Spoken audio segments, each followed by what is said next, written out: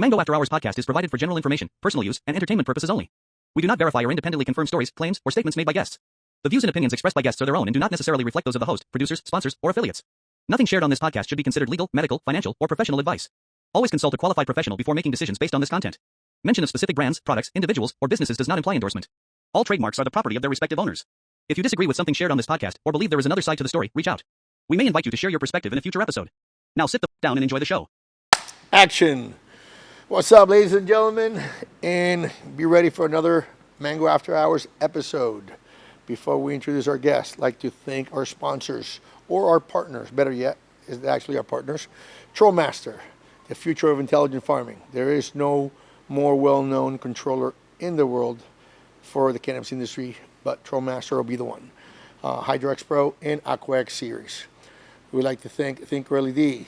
We're one of the first lights in the industry to bring spectrum tuning.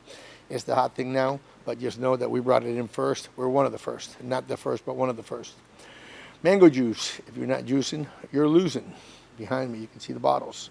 And lastly, last but not least, Mango Tech Store to provide this beautiful space to do a nice backdrop to a podcast. I'd like to introduce Matt from Midzotics. What's happening, Matt? Man, you know, living the dream. It's been a bit. You know, I've known you for a while, and not personally.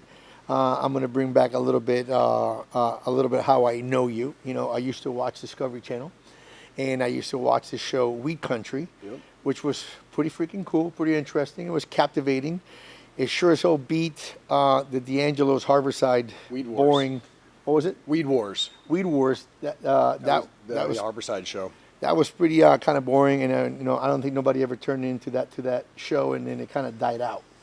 It did, actually. They canceled it and promptly picked up my show, and it was the genesis of how Weed Country came to be. Is interesting because I was filming for 2 years with my own camera and production crew in an attempt to make the first cannabis reality show ever. And I started filming in 2010, and it was like hot boy shit. Like, no one wants to be on camera. No one wants to be in my show. Like, my growers are showing up to the dispensary in Vallejo, downtown Vallejo, 2010. I got camera crews outside, high crime areas, you know, and farmers are like, what the fuck are all these cameras doing here, you know?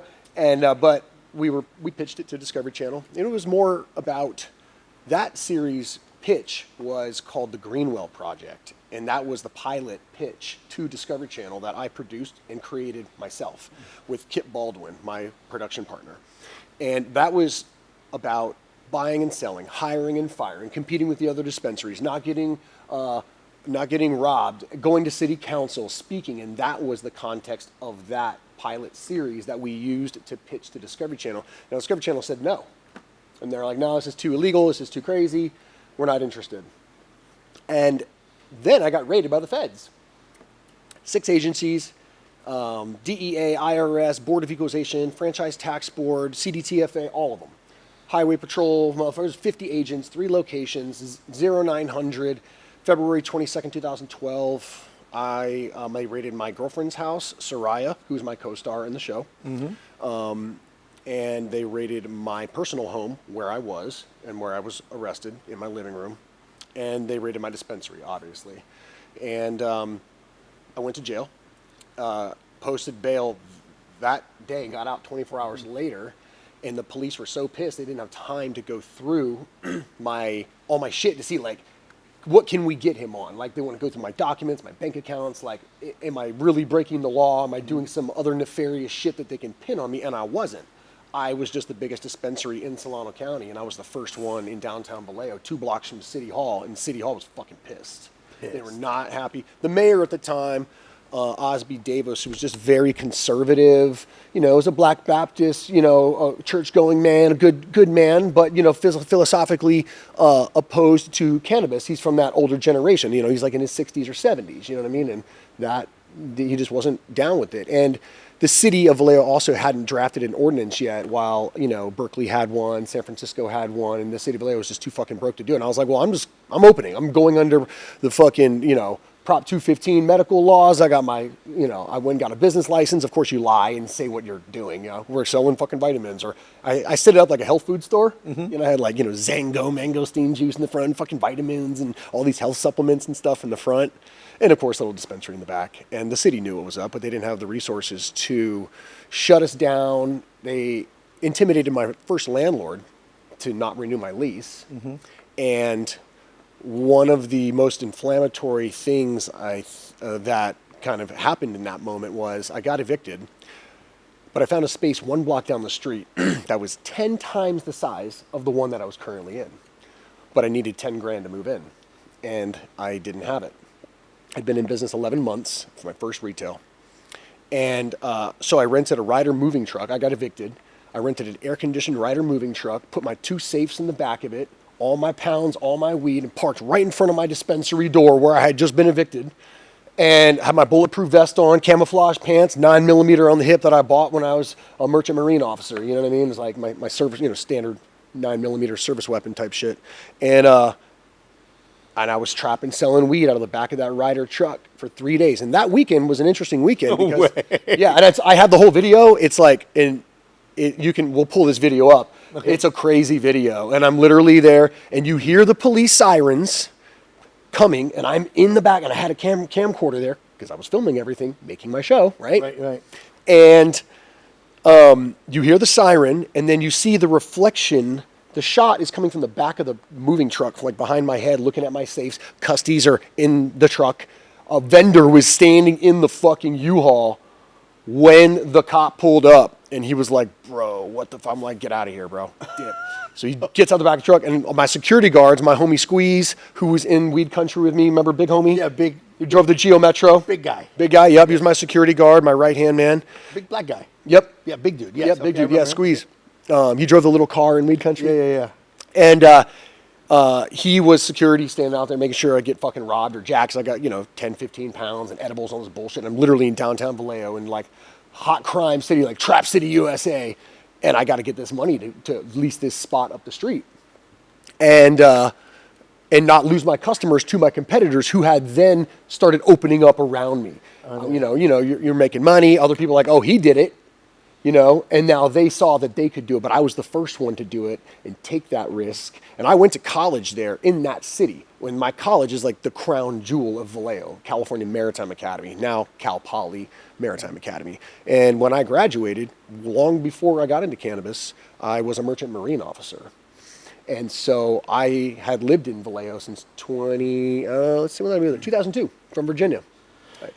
All right, we're gonna stop them right there because there's a great story, and we're gonna go back to the story because this is like I said, I'm a fan of his. I've been watching his discovery shows that a lot of people that are watching this show right now have no clue about, but we're gonna dive into that a little bit later because it is pretty cool.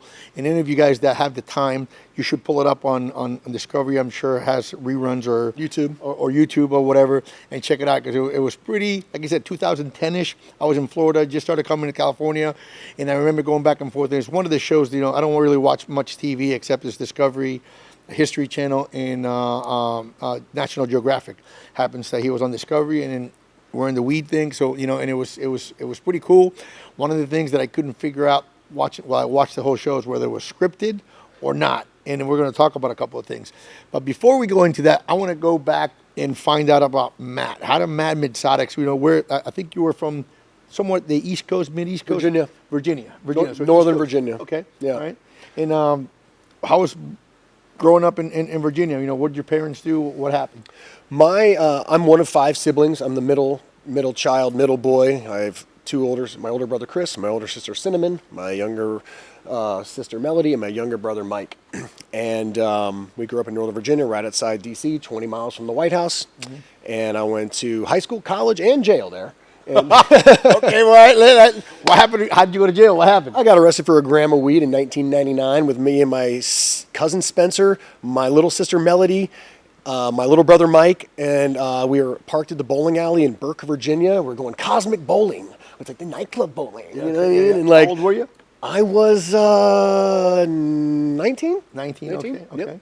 And my little siblings are 2 and 4 years younger than me, so they were 17 and 15. So we're the Shotwell clans out there smoking weed. You know what I mean? In Virginia, we're legal as fuck. And sure enough, Fairfax County cop pulls up, and fucking smells weed out of the car, finds 1 gram of fucking weed. You got a lawyer, $7,500 for a fucking lawyer in 1999 is a lot of fucking money. Ton of money. Yeah. Yes. Yeah, so my dad was like, I'm not paying for this shit. You better get you a fucking credit card. So I applied for a credit card with USAA because I had gone to the Merchant Marine Academy prior, and they gave me a credit card, and I ran the whole credit card up to pay the lawyer. That's right. Did your brothers and siblings get arrested too, or just no? They just put handcuffs on me, wrote me a ticket, put me in the cop car, and then took me out of the cop car, and then let me go. Let you go. Okay. Yeah. Same thing with the siblings. Oh, they didn't do anything with them. That was just like, I was driving. I'm the oldest, and they're like, these are kids. You know what I mean? So where were the other 2 siblings? There were 5, and there was 3. They weren't with us. My older brother Chris was in the Army at the time, and my older sister Cinnamon was not there. Okay, so then obviously we know that at 19 you're already messing with weed. Let's go farther back. What was your first experience with weed, and what got you interested into cannabis? What was the first time I smoked weed? I was 15 years old at King's Dominion theme park in Virginia with my lacrosse team from Lake Braddock High School. Okay. Yeah, we were in a station wagon in the parking lot, and we were taking bong rips, and lacrosse player shit. Was it planned, or was it like somebody pull it out and say, hey, I got some weed? And the other guys on the team were stoner. I think Tristan, I'm outing my buddy from high school, Tristan. I haven't seen the guy in 20 years. He had a bong, and I'd never smoked weed before. And he was like, "Shoddy, you wanna smoke some weed?" I was like, "Yeah, fuck it, let's go." And we did, and I didn't get high. Actually, didn't get high at all. I was going to ask that question. Did you get high? Because a lot of people have the same experience that you're saying, that you don't get high, and I don't understand why. I've heard a theory is that your body doesn't initially recognize cannabis or know what to do with it the first time, but then quickly, since you have CBD receptors, this is a theory that I've heard. Right. And the first time, if you don't get high, this is one of the plausible, causations of that. Interesting, because I've heard that before, and I think that was my experience too. The first time that I smoked, I don't think I got high. So then you think, okay, well, really, what's the effect here? This is, why is it so bad? Because you didn't get high, and then you do it again. You're like, okay, wow, okay, I'm high. Yeah. So it's interesting. So once you got high, or you didn't get high that time, so then what made you do it again? Well, there's the allure of it. The cool kids are all smoking weed. The upperclassmen on the lacrosse team are smoking weed. I was a freshman at the time, and just, I guess I'm not sure why I was drawn to it, but, teenager shit in Virginia, teenagers be smoking weed, 15, you're like, what's that, like freshman? I was a freshman, yep. Freshman year, you said? Yeah, freshman year. Yeah, and then I went to military boarding school after that in the mountains of Virginia at Randolph-Macon Academy. It was an Air Force military prep school. And that was after high school, or in high school? In high school. Yeah, it was for 10th and 11th grade. So I went to public school in 7th through 9th, and then for 10th and 11th I went to military boarding school, and I graduated at 11th grade a year early. What did your parents do? My family. What do they do for a living? My family's business is furniture antique restoration and repair, and our family business is called Restorations Unlimited, and it's in Dulles, Virginia, right next to Dulles Airport, and we've been doing that since 1973. So your parents weren't into the weed thing? Not at all. I mean, they were hippies and they smoked weed, and they had their shitty weed stories from like back in the 60s and 70s and stuff like that. But then they gave that up when they had 5 kids and ran their business, and we're a church-going Republican, all-American family. All 5 of us were in tap dance classes together. We were the Shotwell 5. We all took taekwondo together after I got beat up and called a faggot for being a tap dancer. And when you're 10 years old in Virginia, I was reading that on the questionnaire that we got. That we have our guest fill in, and it said you're a tap dancer. Yeah, I was. Me and all my siblings were all tap dancers, and we did a little jazz and a little ballet requirement, when you want to be a highly competitive tap dancer, to take the other forms of dance too.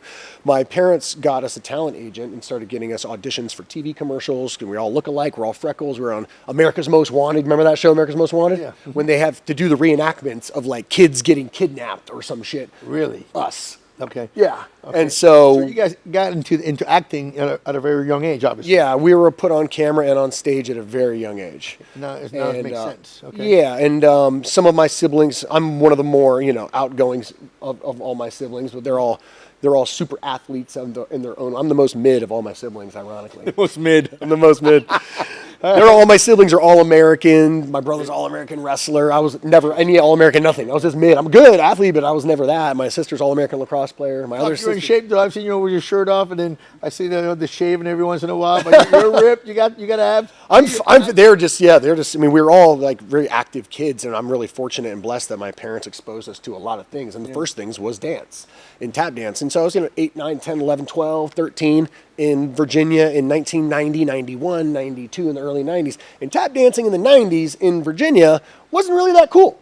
And you get fucking beat up at school, and they're like, "You're fucking gay. You're a fucking tap dancer." And I'm like, what do you do? Kids are just mean as shit. You know what I mean? My God! And then it came to a head. You're looking at your parents like, "What the fuck, mom?" I know. You fucking put me in tap dance. Like, really, dude? Like, come on. I know. And I wasn't I mean, you go to tap class and you're the only boy in the class, right? Yeah. And so you have to be the fucking best. And I was like, me and 35 10-year-old girls, and I'm a 10-year-old boy.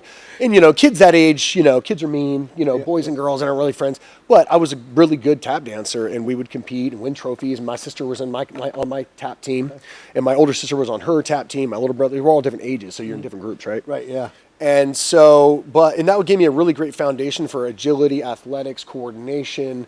You're on your fucking Achilles and on your feet all the time. And then I got beat up by my neighbor, fucking Jeremy. Fuck you, Jeremy. Fuck you, Jeremy. And my little sister and brother were there, and they were like, they couldn't do anything. But, I got beat up and came home crying. And that was when my dad was like, oh, hell no, this ain't happening. Put all of us in Taekwondo immediately. Now, all the Shotwells, from tap dancing to Taekwondo, and I'm already, and then I'm doing the fucking splits in Taekwondo and sparring with my sister, Cinnamon, and she went to the Junior Olympics for Taekwondo. Sick. Okay, so she progressed. My sisters are badass girls. And so nobody's gonna beat up her brother anymore. No, I remember our teacher made me spar my sister in class in front of all the other kids, and they do this, get up here and spar and whatnot. So it's me and I think I was like 12 and Cinnamon 14, and her first move, the whole class watching, side kick right to the mouth. Boom! Yeah. Kicked me right in the fucking mouth, and I was like, knocked me on my ass in front of the whole class, and I was like, and I have a fake front tooth, right? See right here? See that? Yeah. Is that because of that? No, not for her. All right. I lost my front tooth when I was 10 because I fell into a chair at church in Sunday school. It broke. And then over high school sports, it broke again in a football game when I fucking just cleaned some kid's clock and I bit down in my fucking mouthpiece too hard and broke my tooth again and fucking, and then you get into a bar fight in Germany and get your fucking clock cleaned and broke my tooth again. And so for her to do that was like such like a gut blow. I'm like, heartless. She's fucking savage. God. But no, I love my sister. But so you guys, so I'm trying to put the story together. So you were in high school and you were doing tap dancing. Then they put you in Taekwondo. Why did they send you? Why did you go to military school? You got in some kind of trouble. Your parents must have got. Pot in that's what I'm trying to get to. I figured the parents caught you smoking weed. I was selling cigarettes out of my locker at Lake Braddock High School. Okay. Just doing hood rat shit with my friends. I'm gonna go smoke cigarettes with my fucking friends, and selling cigarettes and just doing dumb shit. And my parents were like, "You're not living up to your potential." They don't want to see me go the way of, the wrong way. Yeah, and so, the wrong way, yeah. Military school. Yeah, so they sent me off to Randolph-Macon Academy. It's the only co-ed Air Force boarding school in the country. Okay. And most military schools are all boys. Right. Most. Right. Mm-hmm. This was co-ed. So you had the real crazy girls. I went to that school. If you get sent to a military school as a female, watch out. It's either your parents are super rich and they didn't want to raise you, or you're a shitty child or you're just an asshole. You're a menace. And they're like, we're not dealing with this shit. But there was a wide spectrum of kids at military boarding school. There was some super wealthy Middle Eastern kids that those parents wanted their kids to have the American experience. And there was a bunch of fucking degens and court-ordered kids there. And there's some rich kids there. There's a wide spectrum. Military school was a nice mixture. It was a great experience for me. I cried like a bitch when they sent me there. Because I was like, oh, my friends. My parents were like, I vivid this remember. It's like, you don't even have any friends. It was like, oh. You're the only one that they sent. I'm the only one. The only one. So only you're one. definitely the little black duck. Yeah, I was out of the black whole sheep. family. Yeah. Hey, by the way, Capture, I got this one right. So you said that I usually try to predict what the guests are going to say. I was right on this one. I knew he got caught. Military school. You're good. There's been like maybe a full couple podcasts where he's been like, and I assume you started smoking when you were what, 12 and your parents were? They're like, no. I'm trying to predict what happened. Yeah, that's one in my corner. I got it good. All right. That's great. All right. So then you went to military school. They bribed me to go. Well, they were going to make me go, but the school had a pilot program, and the school owned its own Cessna 152, 172 single engine twin engine planes, and the track for some students who go to this school is to be in the Air Force and go to an Air Force ROTC college. Not all of them did, but you could if you wanted to. And I started taking ground school and flying lessons at school. And you did it after class or before football and try to get it in when you can. I ended up getting like 17 hours in a Cessna when I was 15 and 16 and 17 years old. Sick. Started flying planes before I was driving car. And and then I became like attracted to the military community lifestyle. And then I wanted to go to the Air Force Academy. And so I applied for the Air Force Academy. My congressman nominated me to go, which you have to be nominated by a congressman or a senator or the president to go to a federal service academy, like West Point, really? Kings Point, Okay. Air Force Academy, Coast Guard Academy, Naval Academy, 5 federal service academies. And to go, you have to be nominated by your congressman or your senator. And I was, but my SAT wasn't high enough for the Air Force Academy. Oh. I only got a 1090 on my SAT. Okay. I took it when I was 16 years old. And I got a 1090, and then I took it again. I got like 1110, and made it one like 1300. So I took a year, and I graduated a whole year early from school because I took the advanced classes younger in my academic career. And so that set me on a track to graduate early. So you weren't a dumb kid. You were smart. You were just a little bit of a menace. Correct, yeah. And so boarding school was expensive then. It was $15,000 a year, and my parents were middle class, and they got 5 fucking kids. And so when I was coming to the end of my junior year, my counselor was like, you have all the credits to graduate. You're already in pre-calc, all the things. And I was like, huh. So I ran it by my parents, and they were like, yeah, get the fuck out of there. And I'll spend $15,000. Again. Pay the money. So I graduated high school early, and I went to George Mason University in Fairfax, Virginia at 17 years old. Played lacrosse there, joined a fraternity there while I reapplied, and then I found out about the U.S. Merchant Marine Academy in Kings Point.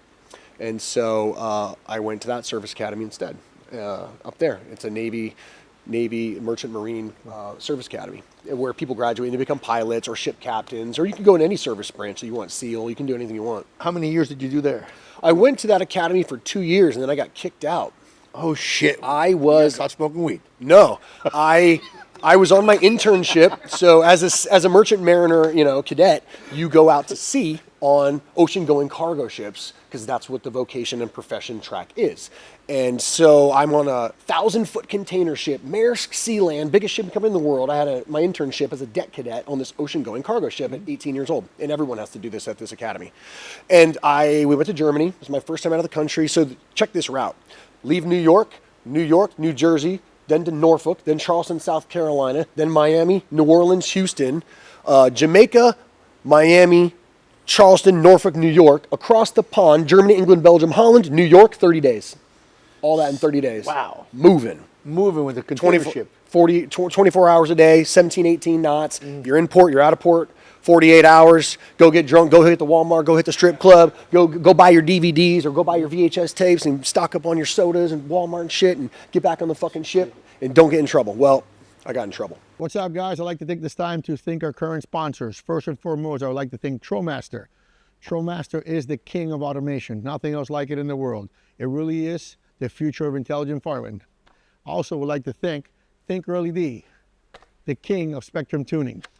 High tech, high yields. Last but not least, I'd like to thank Mango Juice. If you ain't juicing, you're losing.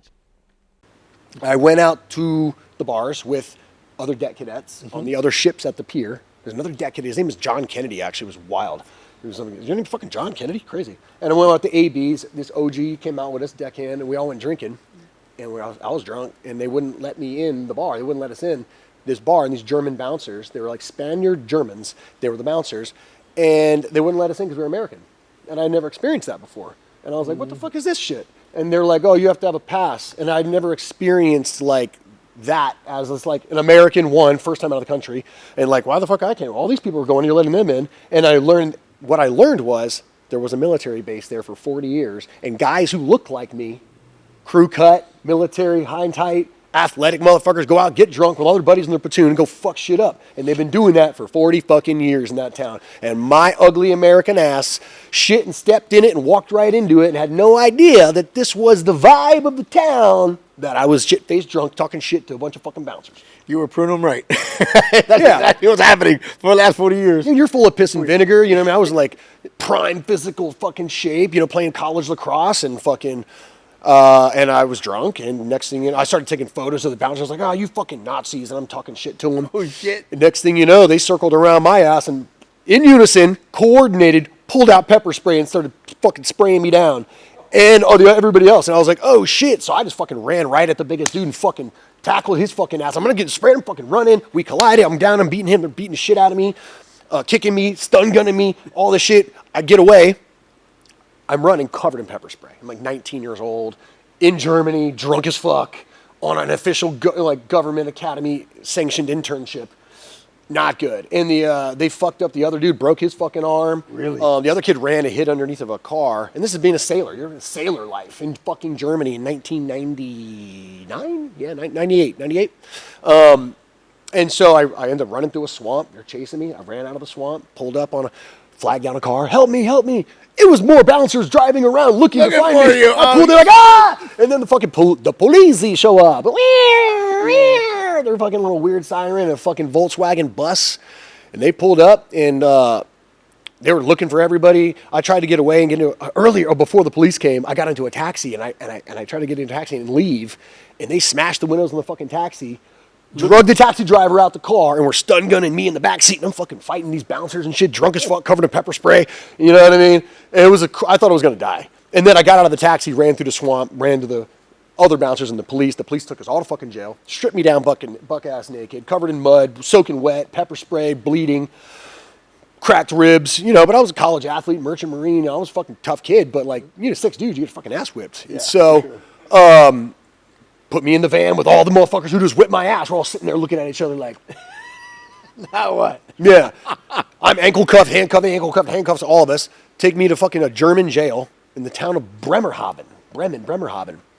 And put me, I feel like a POW. It was that crazy. Like butt ass naked, handcuffed, threw me in a fucking cold ass shower, standing there, all these prison guards just standing there watching me, put me in another fucking cell, and the captain had to come down to the jail and bail us all out. The other guy went to the hospital, broken arm.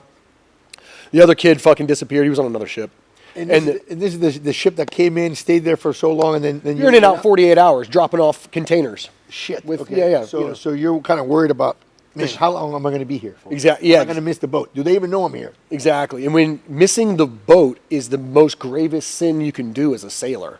You do not miss the ship at all costs. You don't miss the ship. I mean, I had to do a Mogadishu mile one time to fucking double time my ass back to the ship, because I was going to miss the fucking ship. And you miss the ship in fucking Korea, you're staying in Korea. They're not waiting for you. You're fucking 18 years old and give a fuck about you. And then you're in Korea, and then figure it out, bro. So you got to catch up to the ship. Yeah, so the ship got delayed. Going to the next port was England. And on cargo ships, there's millions of dollars of cargo. Yes. And when that cargo's late, you get paid demurrage. It's a penalty. The shipping company has to pay it because their customers are waiting, yada, yada. And you pay for a slip fee. The ship has a docking date and a time. And I fucked up all those logistics for the sequential ports thereafter. Yes. The captain came down, bailed us out. I had 2 fucking black eyes, some cracked ribs. And I'm on the bridge of the ship and stuff. And they're like, yeah, well, we had to let the office know that the ship why was delayed because of the cadet. And then the shipping company, Maersk Sealand, it's the biggest shipping company in the world. Yep. They called the academy, and then the academy was like, when you get back to New York, get off the ship. And they gave me a class 1 for that. and kicked me out and said, you can come back, but we're kicking you out, but you can reapply, come back as a plebe freshman, go through Hell Week again in indoctrination. And I was like, nah, I'm cool. I just went home to Virginia and hung out with the fam, went to community college, Northern Virginia Community College in Fairfax, Virginia. And then ended up going to a series of other military schools. I went to Valley Forge Military Academy, where Norman Schwarzkopf went, one of the most prestigious Army colleges in the country, in the world. I went there for a semester and then ended up transitioning to California Maritime Academy out here and decided to go back to the I wanted to be an Army officer. I wasn't sure my grandfather was. And I was like, I want to be SEAL. I want to be a pilot. You have these aspirations and pipe dreams. I was like, a young guy, fuck gung-ho motherfucker, like, let's go. And that led me on a course to attend several different military schools, pursuing what did I want to do in those communities. So you came to California and you said you were a cadet here, or you went to Marine Academy here in California. Where? It's in Vallejo. Vallejo. It's the California State University. It's a CSU. Okay. It's the smallest CSU of all the California State Universities, the Maritime Academy. But it has the highest salary of any California college over Berkeley and Stanford, who are number 2 and number 3 respectively.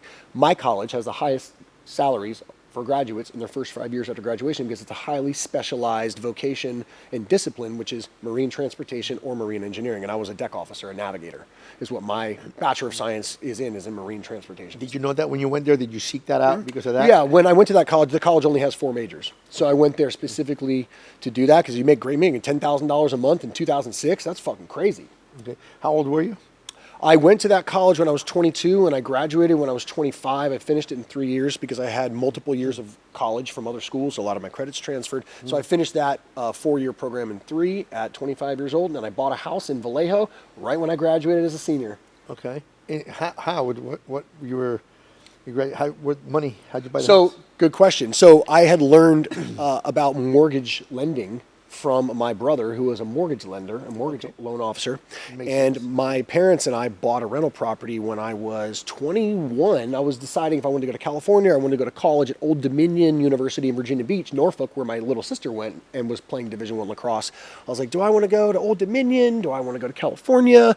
And my sister and all of her lacrosse team were looking for a house, and my parents were like, we should just buy a rental property. And I had the best credit of everybody because I just had my one little credit card. You know what I mean? Yep. For paying for the weed lawyer. For the lawyer, yeah. Okay. So I had a better credit score. So my parents co-signed with me. They had the income. I had the credit score, and we bought a rental property. It was a $132,000 5-bedroom house in Norfolk, Virginia.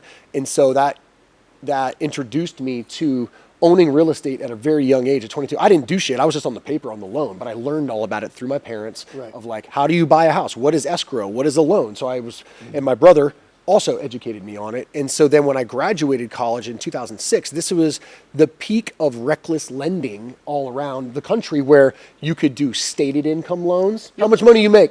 All right, cool. Can you prove it? No. All right, well, we're going to tax you on the rate. Yes. But we'll believe you. And so they set millions and millions of people up in home ownership that never really would have qualified or could sustain paying a mortgage with these adjustable rate mortgages that would go up over time. Yep.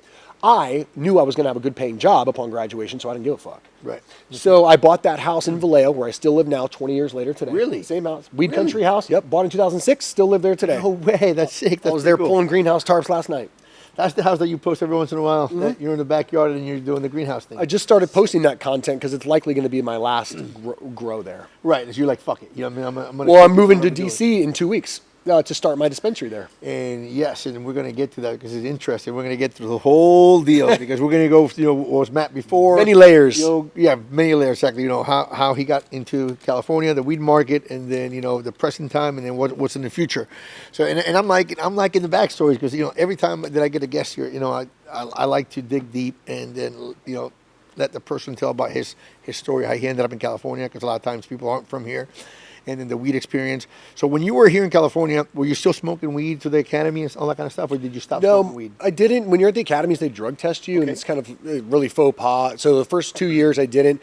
When I was a senior at the end, you kind of start smoking weed here and there, but you're always worried about getting drug tested at these places. So you do that very like on Christmas break, but then they want to test everybody when they come back. When you go to an academy, they drug test you because you're driving cargo ships, oil tankers. Like I'm licensed to drive an aircraft carrier. Navigate it. I can navigate a ship from San Francisco to China by the stars with a sextant and no GPS. No way, that's insane. I took multiple semesters of celestial navigation, which is what sets a mariner apart from a yachty or a boat owner. Really? Yeah. Because I remember going to the Bahamas from Florida, but we had GPSs. Of course. Lawrence was first. Yep. And that was tricky, but by the time I got the boat and I went, we had GPS. It was just follow the line. It was super easy. But I understand, obviously, if the electronics went out, then I'd be up Schitt's Creek.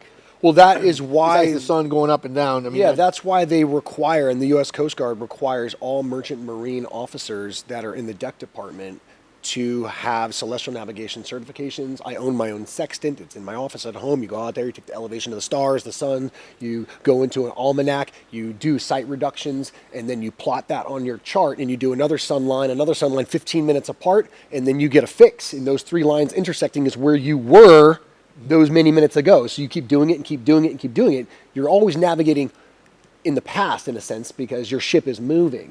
So by the time you plot it, you're not there anymore. But if you get a sequence of dots on your chart, that's your track line, and you know where you're going. Okay. And this is how navigation works on ships. And so for centuries, though, we didn't have GPS. GPS just got open sourced, if you will, in the 80s, right? So these requirements. These kids don't know about going to a fucking gas station. Yeah. If you're asking directions, or going to the map, the little map ADC thing. map. Yeah, the little map. Page A6 to 311. Page 311 connects to G4. Going through I remember going United States, Florida, whatever, California, and driving. And if you missed an exit, oh my God, dude, it's not like a GPS reroutes you. It's like, oh my God, you had to expand into this different parts of the map because there's a big map, and then behind this corner and the backside is more detailed, more zoomed in, and you have to make a U-turn and come over here, ask directions, just like you said. People don't know about the 90s. They pull over. We got to ask directions. Yes. All right. So you're back over here on in California, and you bought a house. I'll tell you a crazy story about this house. Okay. Yeah. So my friend Matt Miller, R.I.P. Matt, he was growing weed when he was at the academy. And I was always fascinated by this. Now, we smoked weed in high school. I grew a plant or two in my backyard in Virginia, but it's illegal as fuck in Virginia, and there's no cannabis culture there at all. Right. But when I came out to California, I played rugby because they didn't have lacrosse at this college. And on the rugby team, I met my counterpart, Matt. It was Matt and Matt. We were both wingers on the rugby team. And he secretly grew weed at a place in Petaluma with a guy named Alex, who is Big Al's Exotics. No way! Yes. All right. So my teammate, shipmate, classmate at Maritime Academy was best friends with Big Al. Big Al. Before Big Al was Big Al. This is my boy Alex. Yeah. And so I would go over to these apartments. It was literally off Lakeville Highway, and they blew out a fucking apartment. And I'm like, holy shit, there's apartments on each. He's like, yeah, we know the property manager, it's whatever. And so I was fascinated with it. And so I was seeing how much money he was making. There's pounds, them were $3,000 a pound. You know what I mean? So he paid for his college that way. I got student loans. And so when I was graduating, he was a year behind me. I was buying this house, and he pitched me. He's like, yo, let me set up a grow in your house while you're out at sea with the Navy, with the Department of Defense, and I'll grow weed in the house and pay the mortgage, because he was commuting from Petaluma every day. So I was going to buy this house in Vallejo, and I was like, all right, cool. And I already knew he knew how to do it. I'm like, fuck it, I'll buy the house. You set up the grow, enough to pay the mortgage, and you get to live here for free by yourself, and then be close to school. So it was a win-win. So he sets up in my basement. It was an old 100-amp service, knob and tube wiring in this 100-year-old house. We set up fucking, I want to say it was 9 lights, right? And everything was going cool. And then one day I flew back from Norfolk Naval Base back to San Francisco. It was a little surprise trip to go see my girlfriend, who was still at the academy too.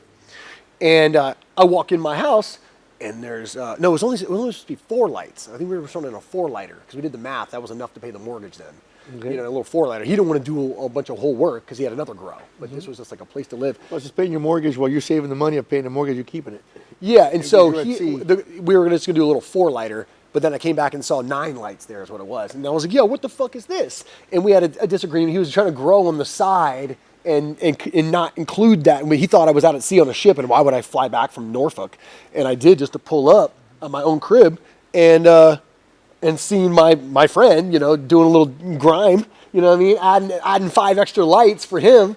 And and we had a fight about disagreement. Well, what we didn't plan was that Matt had to go out for his commercial cruise internship out at sea. We didn't plan that out. So who the fuck's going to run the grow? Okay. So we had another classmate who was an engineer, Rob Ray, also R.I.P., Batman, my boy. Two of my best friends have both passed away in the last year. That started this thing with me at this house. Like Matt set it up, and then Batman ran it while Matt was on a tugboat. Well, all we had to do is change the reservoirs. We can talk on cell phones, like tell you what to do. He's an engineer, so he could figure it out. Well, the panel blew up. You know, the fucking, caught on fire. Overloaded it. Yeah, the extra lights didn't make it. And Matt had ducted the basement grow and exhausted it upstairs into my master bedroom closet because he didn't want to port it out the side of the house, loud and smelly. So there's a 12-inch fucking inline fan pumping 1,000 CFM through the fucking floor of my bedroom and just torched my entire bedroom, all my clothes, all my possessions. $100,000 fire. Vallejo Police Department comes. This is 2006 or 7. Just graduated college. I'm literally on the bridge of a military cargo ship in the port of Norfolk. It's my first job. I have a secret level clearance on a secret ship that follows an aircraft carrier around with bombs and fuel and shit. And it was my first job as an officer. And the captain gives me the watch. He goes, "Shotwell, I'm going golfing. You've got the watch. You got Marines loading on the starboard side. Check the ballast, check the lines." He knew I was brand new. I was a brand new officer. You got the watch. I was like, all right. Aye, Captain, got it. Fucking 3 hours later, Batman calls me. He's like, "Bro, the house is on fire." I'm like, "What?" I'm like, "I thought you're joking. You're joking." He's like, "Bro, the weed grow's on fire right now." And I'm like, "No!" Like, I was like, "Go put it out. You went to firefighting school." We all went to firefighting school. Like, we have a lot of firefighting experience as merchant marine people on ships. You have to. And I was like, "Get the garden hose. Put it out." And he's like, "It's too big. I can't, bro." And I hear the sirens in the background because the fucking fire department's 3 blocks from my house, which saved my house from burning down. But he's like, "I can't, dude. It's too big." He's like, "Police are here. Fire department's here. What do we do?" I was like, "Here's the deal. I'll get you a lawyer. Don't snitch me out. Don't say shit. And I'll bail you out. Shut your fucking mouth." He goes, "No problem. Deal, bro." And he's like, "They're coming to arrest me right now." I was like, "All right, cool. I got you. I'm going to call the lawyer right now." And I was on it. And he went to jail. They bailed him out. In Vallejo, you're like, college kid, military kids caught in the fucking weed house. The police are like last of their worries in a shithole town that's super high crime. You got some fucking clean-cut white kid with a little weed grow fire in a rental property. They're like, "It's the least of our fucking problems." They're dealing with guns and trafficking and all kinds of crazy shit in Vallejo. And so they arrested my boy, took him to jail, got him out. And the house was empty for a year while the insurance company debated who was at fault for it and all the things. And they eventually fixed it all. And I got new plumbing out of it, new electrical. They gave me 30 insurance. Yeah, they gave me $30,000 for all my shit in the house that caught on fire. Sick. And so, I got my whole shit done. I rented it out to the rugby team in college, and then we didn't grow weed there anymore. And I was still out at sea on ships, navigating ships in China and Korea and different places. And when I was out at sea on one of my last deployments, my dad and my sister both got cancer. Yeah. And so I had already had this relationship with cannabis in the way that I had it. And Marinol had just come out at Kaiser. This is like, 20 years ago. Mm-hmm. And it was like one single cannabinoid that they had isolated. Marinol was like the first pharmaceutical cannabis medicine that you could get. But it wasn't really that great. And so my sister was like, "Yo, can you send me some edibles?" So I'll be shipping some edibles to Old Dominion University. And my brother's at Georgetown University he was playing football there. My sister was playing lacrosse there. So I started mailing my little brother and sister weed, from the grow. My buddy Matt would mail it out because I'm out at sea. So they would, "Hey, give me an ounce. You know what I mean?" And then there was a dispensary that had opened up down the street from my residential house in another residential house, essentially a trap house. Okay. And my boy opened that one up. And so I would come home from sea and drive by and see this line out the fucking door. I'm like, this fucking dispensary. But we were growing weed secretly in my rental property at the same time. So I kind of got a clue into retail. And then I grew up in a small family business. I'm an entrepreneur at heart. I was like, fuck it. If this guy could do this shit, I could fucking do this. Yeah. He's a real one. He's a businessman. He took a big risk to do that. He ended up getting arrested because they were selling out of that fucking too. Well, I saw what he did. It's like once you see somebody do a 6-minute mile, you're like, I can do that. Right. And so I did. And so I went and got a business license from the city, lied to him. And my friend Crystal, shout out to Crystal, carrying me in from Crystal Property Management in Vallejo. We were friends in college, and I saved her life in a house fire. And when I was a cadet in college, in a fucking house fire, everyone was passed out, and I saved her and her friends' lives, waking them up and carried them out. And we've been friends ever since. That night, we all had a raging party. I was the only sober person. I was the sober driver. And this house caught on fire while everyone was asleep in it. And my buddy Cameron's house in Pinole. And so she was a property manager, and her family owned a property business. I was like, yo, Crystal, What's happening? what's up? I need a spot. So she found me this little 400 square foot spot on Marin Street at 620 Marin Street in Vallejo. 400 square feet, $400 a month. It was just me, one display case, my Kevlar, my 9mm, and a couple turkey bags, and a bunch of vitamins and supplements in the front, and then the little display joint in the back. And I put my sign out. I hung that sign, but the city was so broke. They were going bankrupt, and they were closing police stations and closing schools and closing fire departments. I was the least of their problems until I became a juggernaut. With How old? I was. How old and what year? This roughly? was the year 2010. Okay. I'd been done with the working for Department of Defense. Okay. I walked away from being a navigator, and after I worked for the military and the government, I did it out of San Francisco on commercial container ships as out of the bay, and that helped me transition to shoreside life by working out of the San Francisco Masters, Mates, and Pilots Union Hall as a civilian cargo ship navigator on the container ships you see going out under the bridge all the Yes. time. So I transitioned from military cargo ships to commercial container ships. And then I walked away from it entirely because you can't really be in both of those worlds. It's, Same time. yeah, I mean, it was not entirely legal. It was not legal at all. And there's high risk then. And I'm a government employee, with a security clearance, and you get drug tested. But I loved the business, was fascinated with the business, loved cannabis. My dad and my sister both found a lot of relief from it. And the economics of it were lucrative then. And it was fascinating. It was risky. It was dynamic. It was fucking, let's go. Yeah. You know what I mean? Energy. Yeah, it's like you could really make a name for yourself. You could make a living. You could build a business. It was high fucking risk, but I was single, not married, no kids, military, government, college educated, trained. I'm like, I'm pretty sure I can fucking do this. And I fucking did it. And I full sent that bitch. So then what happened after you got that little 400 square foot space? Because, what I remember, and then we're going to get into the cool part of the story that I want to get into, into the big country thing.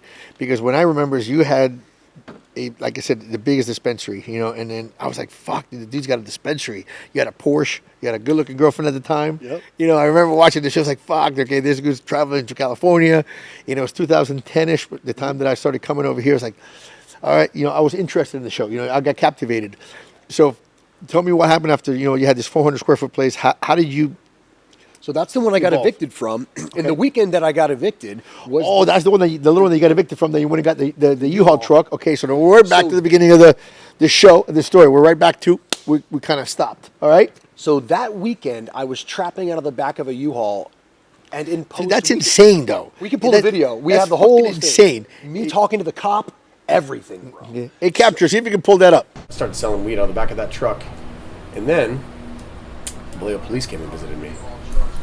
And it was the police chief's son, Nicolini.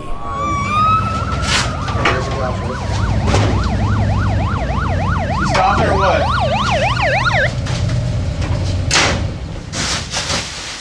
And I took my gun off my hip and threw it in the safe when I saw him pull up. How you going, sir? Good, what the hell's going on here? You drove on the wrong side of the road, I guess, to get the truck backed in like this. Well, no, I just pulled in here and backed it in. Yeah, you can't do that. Seems like a kind of silly thing to bust my balls over. How long you been sitting here in the back of this truck? I got here in the morning about noon. This is what these guys. Yeah, just helping me make sure I'm asking for it because I got expensive in there. They work for me, they're volunteers for the cooperative. I got other stuff I got to get rid of it. All these people in this town grew it and gave it to me, and now I got to give it back to them. Well, yeah, I don't want to see you tomorrow. Crush that. Wow. City council just called on us, sent a cop down. I got to the end of the day to finish slinging. That's crazy. And my two homies that were sitting outside, they're people of color, and they were just eyes wide open like, this guy is out of his mind. Where Matt's in the back. So he got evicted out of a 400 square foot commercial space. Dispensary, evicted, and then he needed 10 grand to get a new bigger place that was like 10,000 square feet or something like that. Yeah, it was 10 times bigger. It was 10 times bigger. It was 4,000. 4,000 square feet. Okay, and then he didn't have the money, so he decided to get a fucking Ryder truck, U-Haul, and you put it in front of the place that you got evicted from. Because my customers kept showing up and to the door and they didn't know I was getting evicted. You're selling weed out of the back of a U-Haul like it's a dispensary. 3 fucking days. 3 days to try to make the money to get into the next spot. Okay, all right. And so that weekend was a unicorn, perfect timing weekend for me to do this, like a universal God blessing alignment. And that weekend was the weekend when cannabis was first being voted on to be legalized in California. Okay. And we now know that it did not pass that time in Correct. 2010. Correct. It passed later in 2015 or 16 later. And so when the police pull up on me, and you can see this in the video, I jump out of the truck. I had my 9mm on my fucking hip, bro, like open carrying with fucking pounds of weed. I throw it in the safe. Of course, the holster's still there. I'm wearing full camouflage fatigues, right, and a bulletproof vest. This Harley pulls up. The cop walks up. He goes, "What the fuck's going on here?" I was like, "Oh, well, I'm just returning the medicine to the people on consignment that gave it to me." He's like, "You're selling weed out of this truck, aren't you?" Oh, my God. I was like, No, not really. This is a collective, and people fronted this weed to me on consignment, and I'm merely here to return it to them as they matriculate in, and I'm just giving it back to them on consignment. He's like, "You're full of shit, and you're fucking selling weed out of this truck, and I know it. And you think I just didn't drive by? I was sent here by city council to investigate this because they're not happy about what you're doing." And I said, "Well, sir," and this is the police chief's son. The police chief's Nicolini, and his son was on the force, and we're about the same age at the time. Mm-hmm. I'm 30 years old, 6 foot tall, white military-looking guy, and we're both wearing bulletproof vests, looking at each other. "You got a gun? You got a gun?" He's looking at me like, "Who the fuck is this guy?" And I'm eye to eye, just, "What's up? I ain't doing nothing wrong." And I'll say, "By the way, sir, you know this weekend everyone's voting on cannabis legalization, and we all know it's going to win by Monday because the votes are being collected." Everybody thought it was going to pass. Everyone thought it was going to pass. I say this to him, and I'm like, "We all know it's going to pass. So this is a nothing burger, and next week this will be completely legal." And he's like, "I don't know what's going to happen with the vote over the weekend, but I don't want to see you here on Monday." And I was like, "Oh, I got till Monday." Yeah, I got till Monday. I got till Monday. I was so he's like, he didn't want to fuck with me too much because, like, he's, I'm fluent in cop. You know what I mean? I was brought up around military type flavored of people, right? Yeah. So I'm fluent in that. I'm eyeball fucking him like, "Yeah, this is totally legal, and I have my collective, and I ain't doing nothing wrong." And he's like, the certainty when you're just bold. Yeah. But also there was this ambiguity of the law at the moment of that weekend right then. Mm-hmm. And on Monday, and that shit didn't fucking pass. You know that cop was fucking, I could have fucking busted him right there. Yeah, I should have got him, yes. But by then I had my money. Right. So we stayed. We continued trapping for the rest of the fucking weekend, and I got my money, and I moved into a 10 times bigger place, and then I became a fucking juggernaut. Mm-hmm. And it was fucking, people lying down the street all the time. Then 30 more dispensaries opened up once they saw what I was doing. They're like, "Well, if Matt did this," and 30 little trap shops opened up. Fucking, I was the first person on Weed Maps. And during that whole time, you had the video camera in the back of the truck. Mm-hmm. You were videotaping this thing because you were planning on releasing it to Discovery. I was trying to make the first cannabis reality show because no one had ever done it, and I have an acting background, and I had this idea one day, and I ran an ad in the newspaper back when people did that for my dispensary to attract like an older demographic of consumer, right? So I ran a print ad in the Vallejo Times-Herald. No one had ever done it, but my homegirl Sarah Gavimi, shout out to Sarah Hinton, and she worked at the newspaper, and she was my friend. And so the newspaper was going out of business, and she smoked weed and was like, "They won't let you advertise." And I was like, "Well, they're going to go out of business. I've got money. What's up?" And so she went to the newspaper, was like, "Look, there's 30 fucking dispensaries in Vallejo, and this print newspaper is dying. We should let them advertise. It's not our business if they're legal or not." And she got the Vallejo newspaper to agree to take our drug money for newspaper ads. So I ran a fucking front page ad, a ticker at the bottom of the Vallejo paper, on the Sunday paper. It was $1,000 for a 1-inch wide strip across the bottom, Greenwell Collective. Then you went to the middle of the newspaper, and I had a full page spread, but they put it in the fucking high school sports section of the fucking newspaper, bro. And the city lost their fucking mind. It was like little Johnny and Susie's volleyball scores, and then me with my fucking dope store. They're like, they lost their shit. So I want to go back to something because you did in Virginia, you did some TV roles. I mean, Yeah, TV we were roles. kid actors. And then you kind of went to the Marine Academy, and then I haven't heard anything about being in TV until later on because you were still active, active. Yeah, so I was a child actor, but then I went to military schools and military colleges, and I couldn't do commercials. You just couldn't do it anymore. But then once I stopped going to sea and I opened my dispensary is when I started funding my own production, and I paid my camera crew half weed, half cash every day. Half weed, half cash every day. Rob Eisenberg and Mike, shout out to you guys if you're watching this. They helped create my first pilots, little DVDs. Fucking little DVDs. I mailed them to MTV, Spike, A&E, Discovery, Nat Geo. Every one of them said no. Because I didn't know you did TV things until this girl by the name of Steminist. She started showing it on her page. We have a special guest here. Fuck! I'm like, fuck, okay, the guy was an actor. Yeah. The guy was an actor.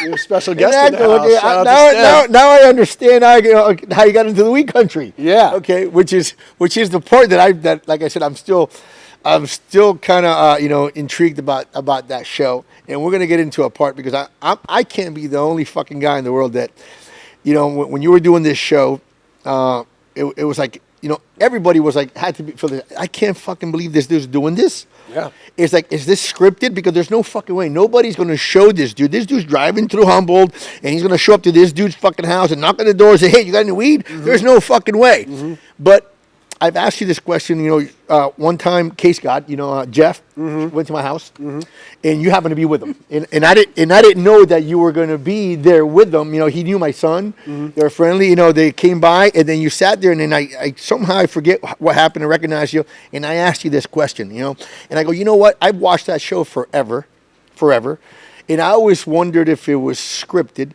This was one particular show that you went to. What's the guy's name? Mike Booten. Mike Booten. I think he was the only one that talked to you in Humboldt. But anyway, you showed up and they were going to harvest the next day. Correct. They let you sleep on site on a teepee, on an Indian teepee. Yeah. Okay. And the next morning, everybody woke up and the dude was robbed. Correct. The dude was robbed, and the dude was pissed. He was coming to you. He was accusing you of robbing it. He was doing this, and then I'm like, and then you guys kind of had your disagreement. You were yelling at each other, and then you went on your own way. But you know what? As a viewer, I'm like, what the fuck? Did they just get robbed? Did they make it look like they got robbed? Did the dude's really inside job? Like, what happened? And it was interesting, the real truth about it, which it really fucking happened. It did really happen, and I woke up in that teepee, and I was like, the camera crew that was staying there on site, they left a singular camera woman there to film the chopping or just whatever was happening. And I don't think they were going to be harvesting like that next day or anything, but the plants were like in week 5 or 6 or 7 or whatever they were in. And we woke up to just fucking chaos. And like, we got jacked, we got ripped. And they're like, the city boys did it. And I'm like, what the fuck? Why would I come up here and fucking... They didn't even jack the plants. They broke all the stalks and stomped out. And it wasn't like a theft. It was this vandalism of this whole hoopy bed on Mike Booten's property. And they're pointing blaming at me. And I'm arguing with him. I was like... He's like, what the fuck? Why? I'm like, why would I do this? Why would I come up to your fucking farm to buy weed from you and then sneak out of my fucking teepee that you fucking put me in for? It was comic. This was all being videoed. You videoed, and Yeah. I thought it was like It's crazy. dude, because it was like good acting. But I was like, dude, it's like That was real shit. That's why it was real. I know, but this is like, there's no fucking way. Like, did it really happen? It did really fucking happen. I know, but And I we didn't were know. so I didn't know you. I'm a viewer in Florida watching this show. Like, like intrigued, and then you actually confirmed. Because you met a dude later on. You met a dude later on in life that, like if you guys ever found out who did it. Yes. And later on, you've actually found out. I did. Through a fan. Yep. That used to work for a neighbor or something like this. Correct. Correct. Chase Rivera. Chase Rivera. Shout out to Chase. So I went to the producers there on site, and this is a whodunit. It's a big fucking whodunit. And the farmers pointed at me, and they basically kicked me off the fucking property because they're like, get the fuck out of here. Whatever you brought in your camera crews. And people in Humboldt were fucking pissed at me for doing that. This is before drones. So you know what they did? They chartered a fucking helicopter to follow me in my Porsche and my Geo through Humboldt to get the aerial shots, because this is 2012, no drones. Right. So can you imagine people in Humboldt peak of raids, Obama people are fucking raiding people are going to jail. I just went to jail. And I'm the hot boy looking at 8 years in prison. I remember watching that through the show, too. I made the show while on bail. That whole show, I was going through court and looking at 8 years in prison the entire time. I remember that. And I was like, well, I talked to my lawyer, Omar Figueroa, was like, so when I went to jail, my producing partner, Kit Baldwin, reapproached Discovery Channel and was like, yo, remember the merchant marine officer, fucking white boy in the hood selling weed that we pitched you guys like, a while ago? And they're like, yeah. Well, he's in jail now. He's in jail. And they're like, really? And they're like, where? And he was like, Solano County Jail. Like, yeah, we're going to be there tomorrow. And they fucking pulled up. And that was the genesis, the catalyst for the show getting picked up was me getting arrested and going to jail. Which is ironic because they weren't trying to fuck with it before because of the risk element. But now there's real peril, real shit. This is like in the fucking newspaper. Yep. And so my girlfriend at the time, Soraya Moore, she was an actress too. And I was filming this thing and trying to pitch it. And she had introduced me to the producer for Deadliest Catch named Bill Pruitt. Okay. Bill Pruitt's an Emmy Award-winning That show's producer. still going. It's epic. Yeah, he was an Emmy Award-winning producer on Deadliest Catch, and he also worked on fucking Trump show, the fucking Apprentice or whatever. Apprentice, yes. He was on that show, like many shows. And my girlfriend was an actress. We met on a movie set in Oakland at Brad Pitt's movie set, Moneyball. Mm-hmm. And they paired me and her in a scene. Mm-hmm. And so she introduces me to producers from Deadliest Catch. Mm-hmm. And I pitched in my weed show. And he was like, and she had told me, I know this producer. He's trying to make another weed show. So I collaborated with him leading up to it getting pitched and sold to Discovery Channel because he was making a show about Mike Booton. And Mike Booton was this crazy redneck farmer with cannabis radio up in Humboldt, like a loud advocate for the plant and just a loud all-American rough motherfucker, Mike Booton. But he alone wasn't enough to carry a show and wasn't getting picked up either. Okay. And I wasn't getting picked up with just me being the fucking who I was, merchant marine officer running an illegal dispensary or the first one and high risk and crime and competition and all the shit now and going to jail. So they put us together. Okay, and pitched makes sense. Okay. So we made sizzle reels and we pitched the sizzle reels to them, still having not gone to jail yet. Then I go to jail. We changed the entire angle of the show. Now I don't have a dispensary, and the storyboarding, which is it scripted or not? And the answer is not scripted, but you have to have a storyline in TV. So, and what did you call it? Storyboarding is what you do in TV production when we're going to put it on the whiteboard. What is the arc of the story? Okay. How does this work? And all shows have these things, right? Documentaries, not so much, but this is realimentary. This is the first docu-reality when these first started coming out, right? It was documentary and reality. Mm-hmm. And this is 2012. We filmed it in 2012 and it aired in 2013. And so yeah, we made the show. We're up there at the farm.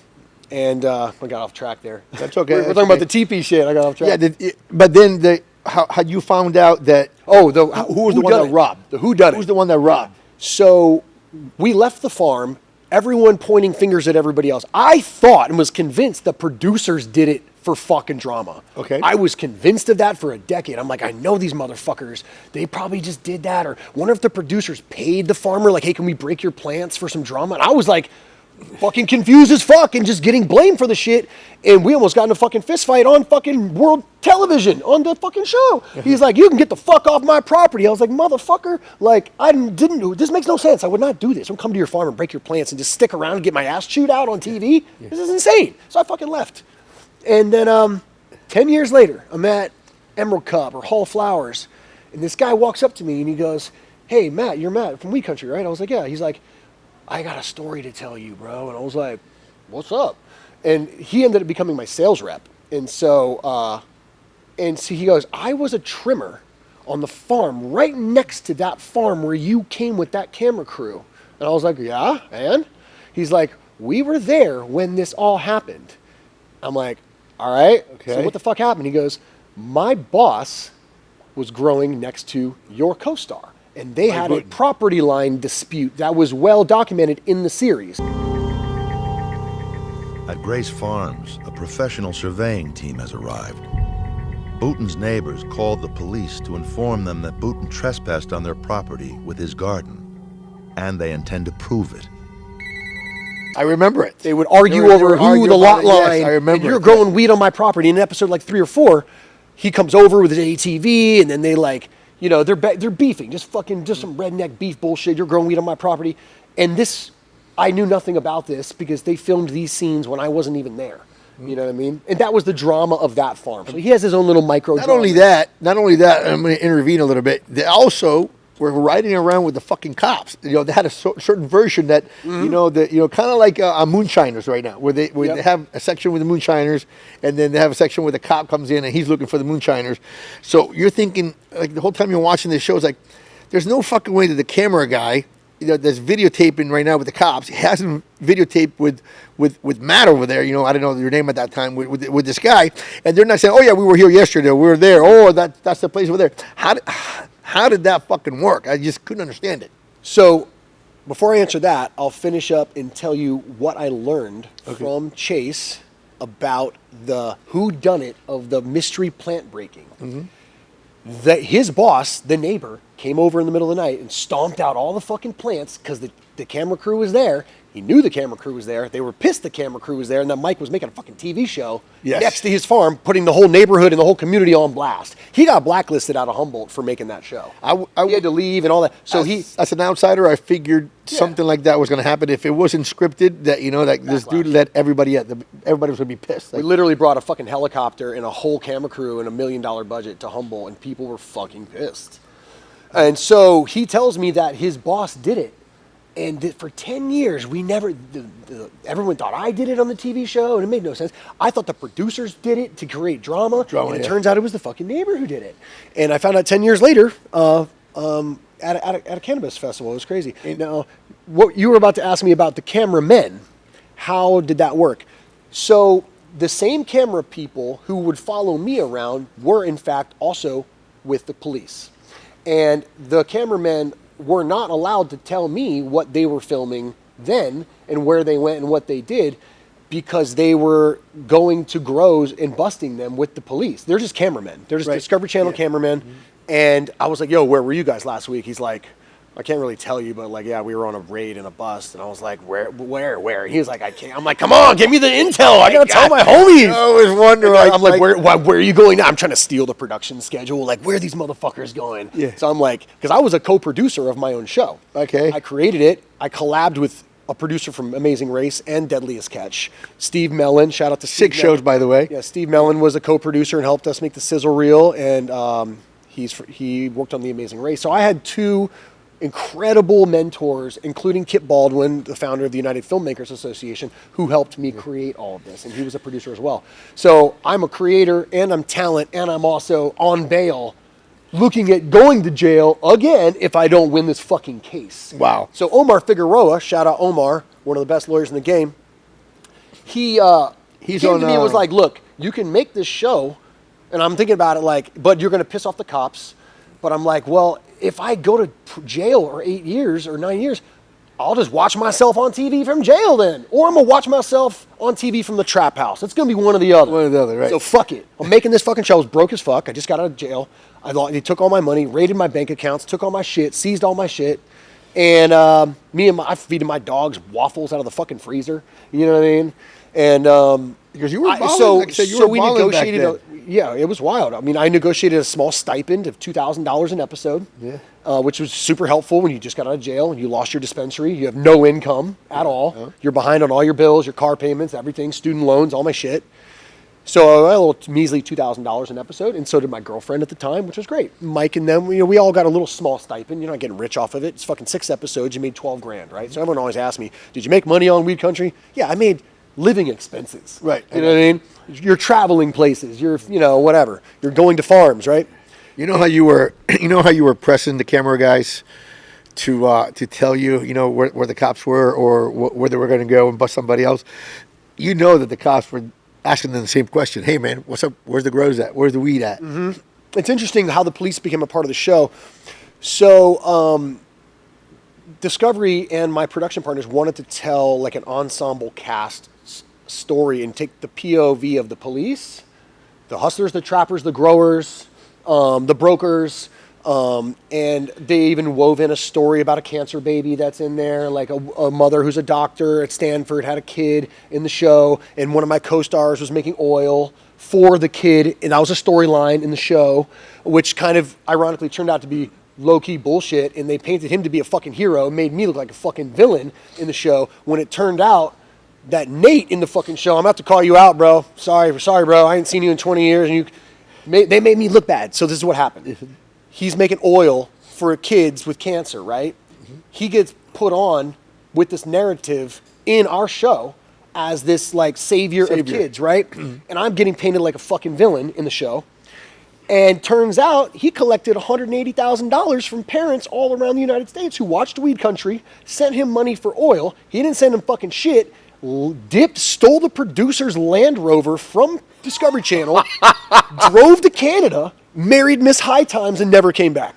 Get the fuck out of here. Oh my God, the plot thing. Crazy. This is insane. The show, the shit that went on behind the scenes is crazier than the fucking actual show. It's like, how do you even do that? So they purported him to be like this fucking child savior, and he absconded with He made more money on the show than all of us. He got 180 grand sent to him, and then didn't send nobody shit.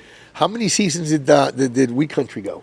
It was only one season, and it only went one season because when we were airing we were getting ready to air the final episode, and I was still going through the court process, and I was looking at 8 years in prison, primarily because I had a firearm in my dispensary when I got raided, right?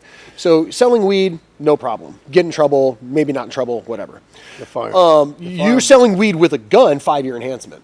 Yeah, firearms are always the fucking. And so I had the gun in the safe at my dispensary, and it was strategically put there in a time-delayed safe. So they brought me out of my house, or they raided me, arrested me, took me down to my dispensary. I'm fucking in my pajamas. I was out on a bender all night before, bro. It was so bad. Me and my buddy Nick went to the fucking Warriors-Clippers basketball game and just got absolutely wrecked. Made all the bad decisions that you could make, and we're up all night. Uh-huh. And I was looking at my fucking security monitors, and my boy's out in the car. We're going to go snowboarding that morning. Uh-huh. And he's like, can I go charge my phone in your car? I was like, yeah. He's like, I forgot my charger. I'm like, cool. So he's a big, tall, white dude. Resembles like me, right? Red hair, freckles. So he looks like he's related to me. Here he is me, right? So 0900 in the morning, he walks out to my car. He's sitting in my Porsche in the driveway, charging his phone. SWAT team pulls up, drags him out the fucking car, thinking he's me. And I see this go down. I'm like, yo, my friend's getting beat up by a bunch of dudes in all black clothing with guns. We're getting robbed. And I'm watching this, and I'm not sober still at 0900 in the morning. And I'm like, is this really, what the fuck is happening? I have like 16 cameras, and I'm like, oh no. Then just the tank pulls up, and the fucking squad cars pull up. I'm like, oh no. You have that sinking feeling. I'm like, well, let me go flush some shit down the toilet and make my last phone calls. And fucking, I call my mom, call my dad. I was like, yo, I'm going to jail. Call the lawyer, going to jail. Call the producer, I'm going to jail. Call my homie, get the bail, get it lined up. And my pits kept him at bay for a minute. They tried to like get in, but my pits are just, savage pits, and they weren't having it. And then they called animal control. That bought me like an hour. They didn't anticipate me having dogs, and the dogs bought me like an hour of time to make. Oh yeah, I was hiding money, making things disappear that needed to disappear. Right. And oh shit. Yeah, so took me to jail, bailed out the next morning. Okay. And because I had a relationship with a bail bondsman, and I was an established businessman in the city, and like, oh yeah, he's not going to not pay his bail. Bailing $100,000 bail, whatever, it's 10 grand, where the fuck it would be. And I didn't put up no money. He just knew who I was. I know you're good for it. So I walked out of jail the next morning, 24 hours later, went right back to my fucking dispensary, called Omar Figueroa, called Natalia Thurston, all my attorneys, and my camera crew. I said, everybody, assemble at the fucking dispensary. I was still hungover, looking like 10 miles of bad road.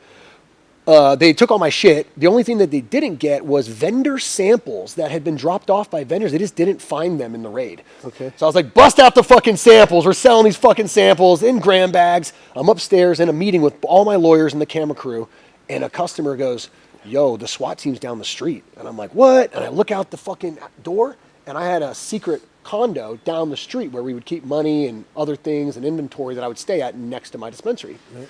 And, guns and weed and all a bunch of bullshit in there that you don't want being found, right? Right. And they had gone through my documents overnight and found a PG&E bill at my girlfriend's house for this private condo. Fuck. And they went back to the judge. They called a judge that night and was like, Shotwell's already posting bail. We need more time. I learned all this later in discovery. We need more time to go through his shit. We found another address. We want to go raid that address. And we want to revoke his bail because we know he used drug money to bail out. How do you get a $100,000 bail overnight? Well, they didn't investigate or ask. I didn't put up a fucking dollar. Joe Aldridge from Aldridge Bail Bonds in Napa was like, yeah, you're my boy. Fucking, you're out. Yeah. And I saw them doing that. And my lawyer was like, we should get the fuck out of here. So I get in my lawyer's car with the cameraman. I'm still paying pre-show, filming, trying to make my show. We didn't anticipate none of this shit happening, but now it's fucking happening. And I'm like, yo, get in the fucking car. So the cameraman gets in the car. We try to leave. SWAT team sees me dip. They fucking followed me, pulled me over with my lawyer. I had 2 cell phones and SIM cards. I'm fucking cell phones in Ziploc bags, and I fucking swallowed one, and they're like, get his fucking hands! You literally swallowed a SIM card! And I'm like, oh, you're never gonna get in! They're fucking, it was a fucking chaos on the side of the road. Fucking pulled my lawyer out of the car. She's like, I'm an attorney! And my cameraman's there. Discovery Channel saw this and was like, holy fucking shit. And I was like, yeah, you're not getting the SIM card, motherfucker. I'll fucking shit out a bloody asshole with the SIM card before you motherfuckers get it. Give a fuck. Oh my God. So they took me to jail again, right there on the spot. On the spot. Now I'm in jail. And then next day, my boy Jorge, other Better Health Group dispensary in Vallejo. I see, this whole time I'm tripping. I'm like, what did they find? What did I do wrong? Tax evasion? Did they find some fucking party favors? Did they find some ammunition that I fucking left? Did they find another weapon that I just forgot? I don't know. You know, I don't know. My fucking, what do they got on me? Fucking trap house that I've been, doing my shit in. Not expecting any of this bullshit to happen. They find some mushrooms or some fucking whatever. I have no idea. So I'm tripping in jail. Then I see my boy walk in, another competitor. I'm like, oh my God, you too. Oh no. But I had this, it gave me this sense of like, it's not just me. Okay. Right. 2 days later, another dispensary walker dude came up in there. I'm like, what the fuck? They're like, yeah, bro, they got me. They're going around the whole city. They fucking went and raided 6 dispensaries. Started with me. Down the line, there's 30 of them. After 6, everybody else fucking closed.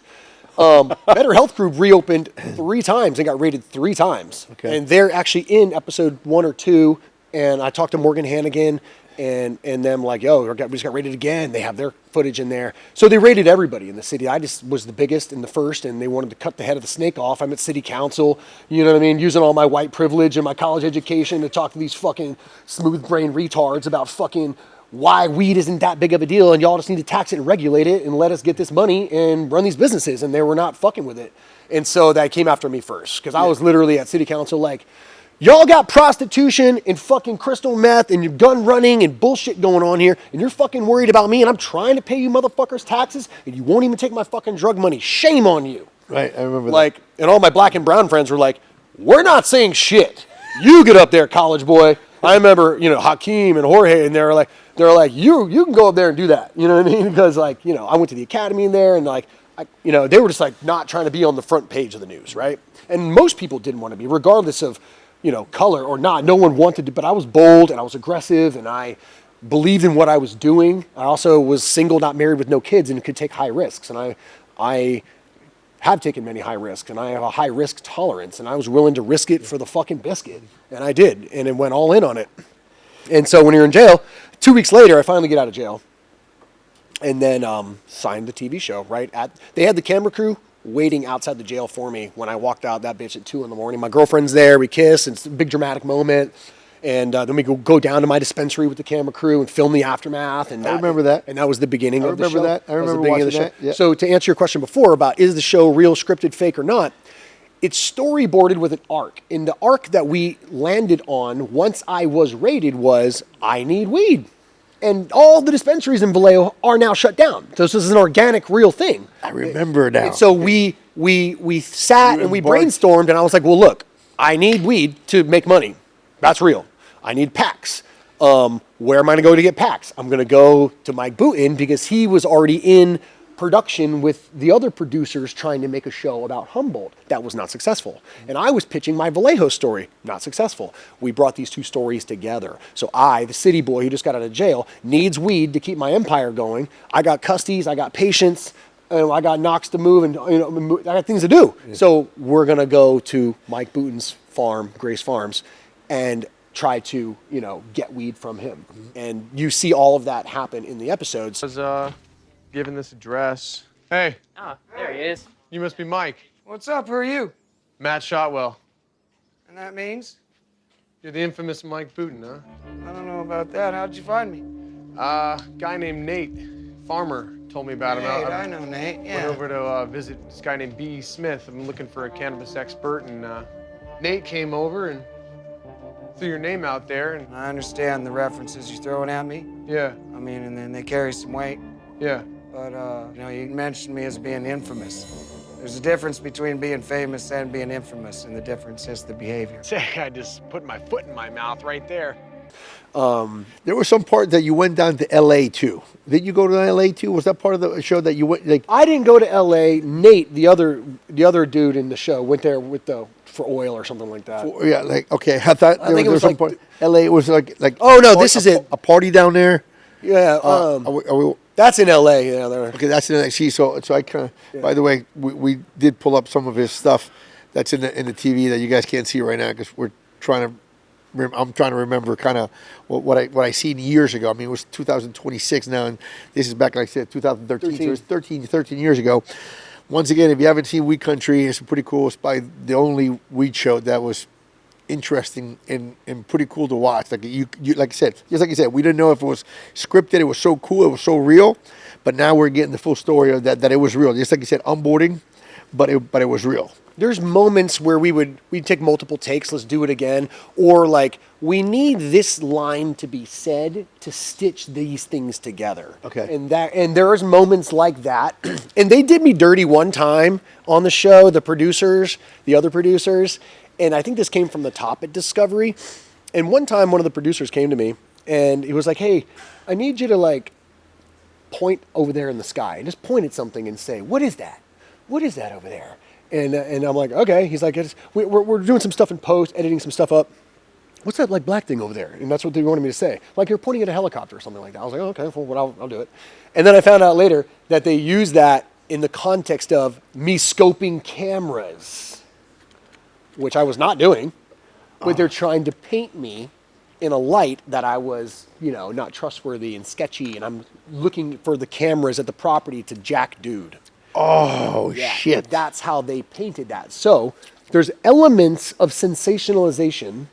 Now, do people scope cameras? All the time. Of course. Was I there to do that? No. But is that a story that can be told? Yes. Yes. They levied it on me because I'm the city boy, that's hot boy, that's the guy bail and I'm jail and all the shit.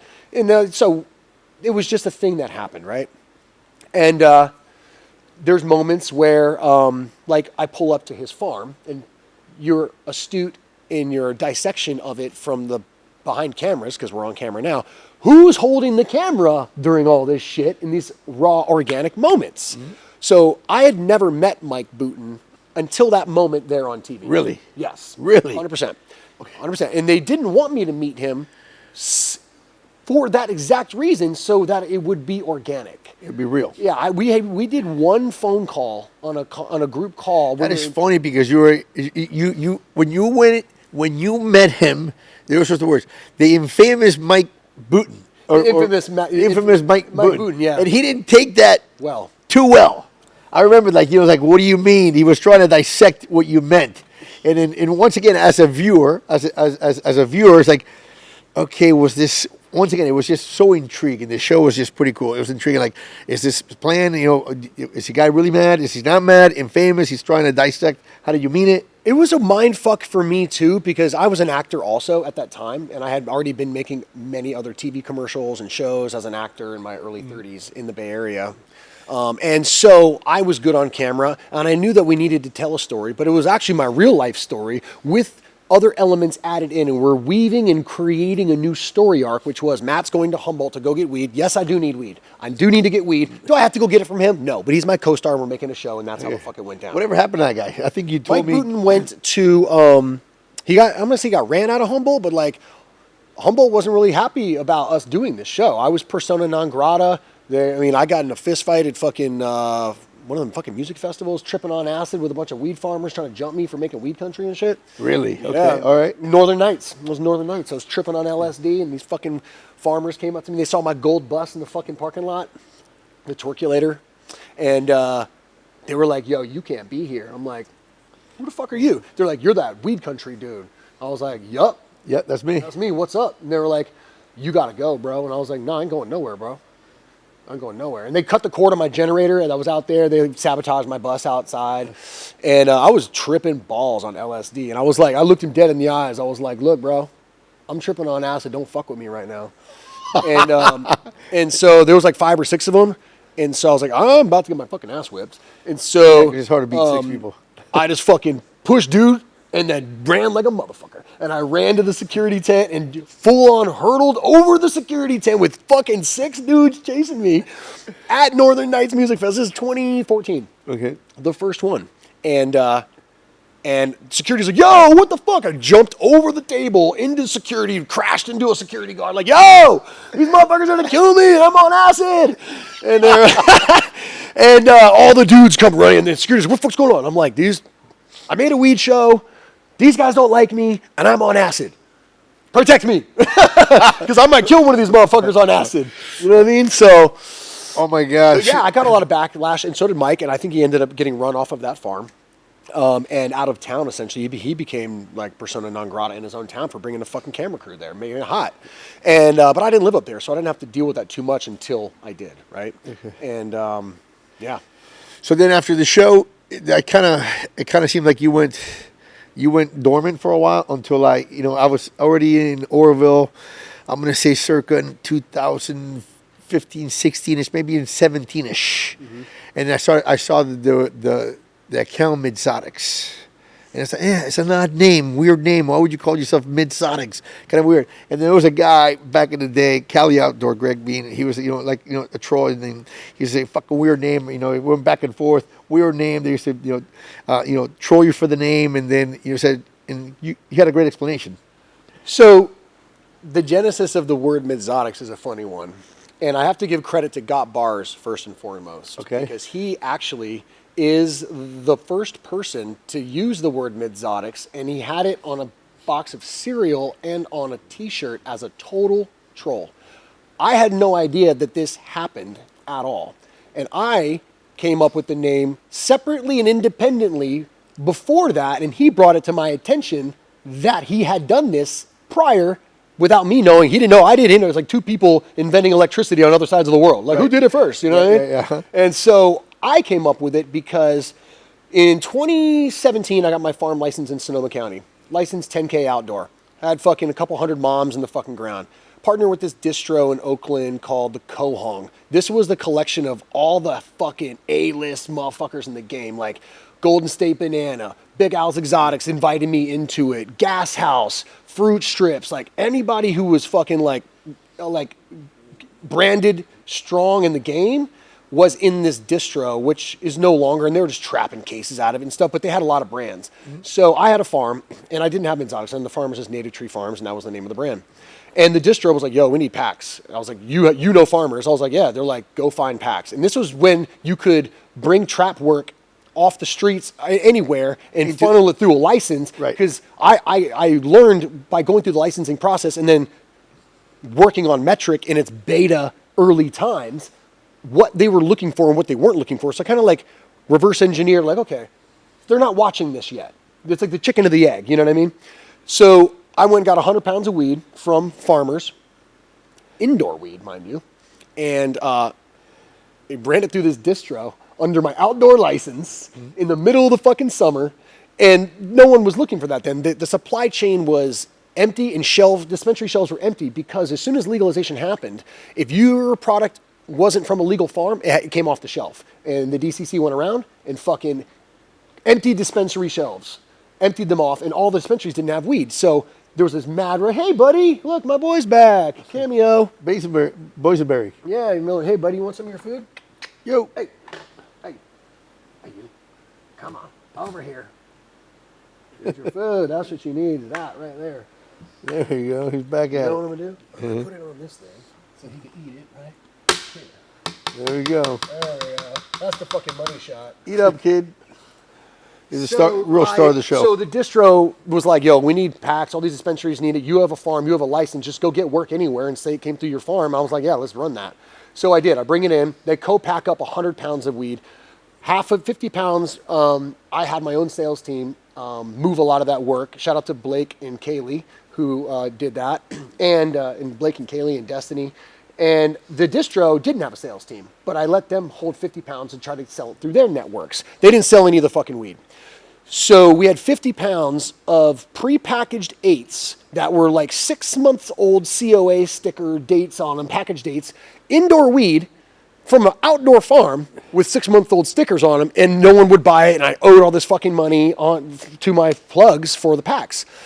So they were doing these fucking dispensary fucking custody cups, I call them, like Adelanto, fucking, in the middle of the desert where you can just go pull up and trap your weed, legal or not, kind of thing. Mm-hmm. But we were legal then. So I took my gold bus and we went to this cannabis event in Adelanto, and I was wearing my American flag onesie, and this weed had gone from exotic good weed and turned into mids over time. In the distro, just getting hot and brown, and it was fire ass indoor. Got oxidized. Oxidized, right. And so I had to move it, and so we partnered with a delivery company to sell weed at one of these cannabis festivals and on Metric and all the shit. It's now legal on Metric because we backdoored it in, but you could do that then. They were allowing, the back door was kind of still open for many years in the beginning of Metric. And, hey, there you go, buddy. You're knocking shit over. Making sure he gets it off. So I'm trying to sell this weed. I was on mushrooms at the time, sweating my ass off in the desert, and I'm heckling custies or like festival goers like, hey, I've got exotic weed at mids prices. I've got fire mids here. That was exotics. And I'm just riffing on it. And I'm riffing on it. I'm playing with it. We're all joking. I'm there with my boy Ashok, who we had a delivery together. Ganja Guru, Rosin. And we're there having a good time. And I'm trying to sell these eights of old exotic indoor weed. That's turned mids. And we just kept trolling and having fun with it. I got mids, I got exotics, and midzotics. And I was like, that's the name. It's kind of like the Coors Light Red Bull energy of fucking cannabis. Midzotics. And people were like, no, you can't do that. And the distro dude, Scott, was like, no, I don't like this name or something. He was like, I don't think you should brand mids. Because it was pejorative. It was negative. It's like, your mom smokes mids, Trump smokes mids. Like, mids was not like a good thing to be associated with at all. So for me to do that was like abhorrent. It was just like blasphemy. But I was like, no, I'm going to make this the fucking coolest fucking mids brand of all time. People were like, that's a crazy flex, but okay. So it was like, my whole life is mid. You know what I mean? I grew up middle class. I got my middle class cars, go through my midlife crisis. Let's lean into this. Let's just be authentic with it. Everyone wants to be exotic, but really most people are mid. So that's how the name Midzotics came about, people. Yeah, I was selling old exotics that turned into mids, and then the name stuck, and I trademarked it, and the rest is kind of history. So then I think what you did is you went around and you were grabbing good outdoor, putting it in bags, right, and then going to dispensaries and having an affordable product for most consumers. Yeah, the tagline was affordable fire for the cost-conscious custy, and I think it's actually on the bag. It is, right here. Right. Affordable fire for the cost-conscious custy. Exotic strains at mid-level pricing. On the fucking bag. I got you. So where did the race suit come about? The one with the Wonder Bread and all this. So it started with an American flag onesie. I had this Evel Knievel onesie, and I would just wear it to trade shows when I had my farm, Native Tree Farms, just for fun. Like, I liked onesies. You know what I mean? I'm patriotic. I'm going to rock my Evel Knievel shit. And if I go to jail, I'm warm in a onesie.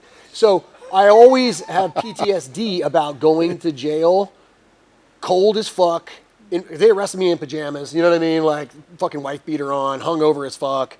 And so now I always tell people, if you're going to break the law, wear pants and eat dinner. All right. Yeah, don't go to jail not wearing pants and hungry. I don't recommend that. Right. So yeah, that's how that happened. So then where did, people that may not know about this, how did Riff Raff, the rapper, and you guys cross paths? How did you guys become, a thing that he kind of helped you promote the brand?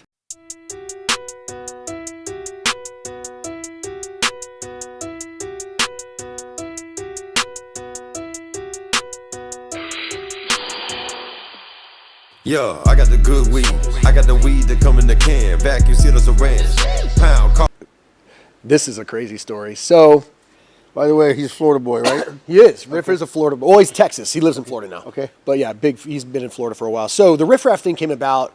I was, ironically, in my backyard just doing some prayer and meditation, something that I do in the morning. I'll go back to my little backyard with my 3 greenhouses. And I was doing DMT that morning. I was, had my Bible. I was hitting the DMT pen, you know what I'm saying? And I just had this, like, creative, like, vision come over me. And it really just stemmed from, like, my creative background as an actor and making, TV and film.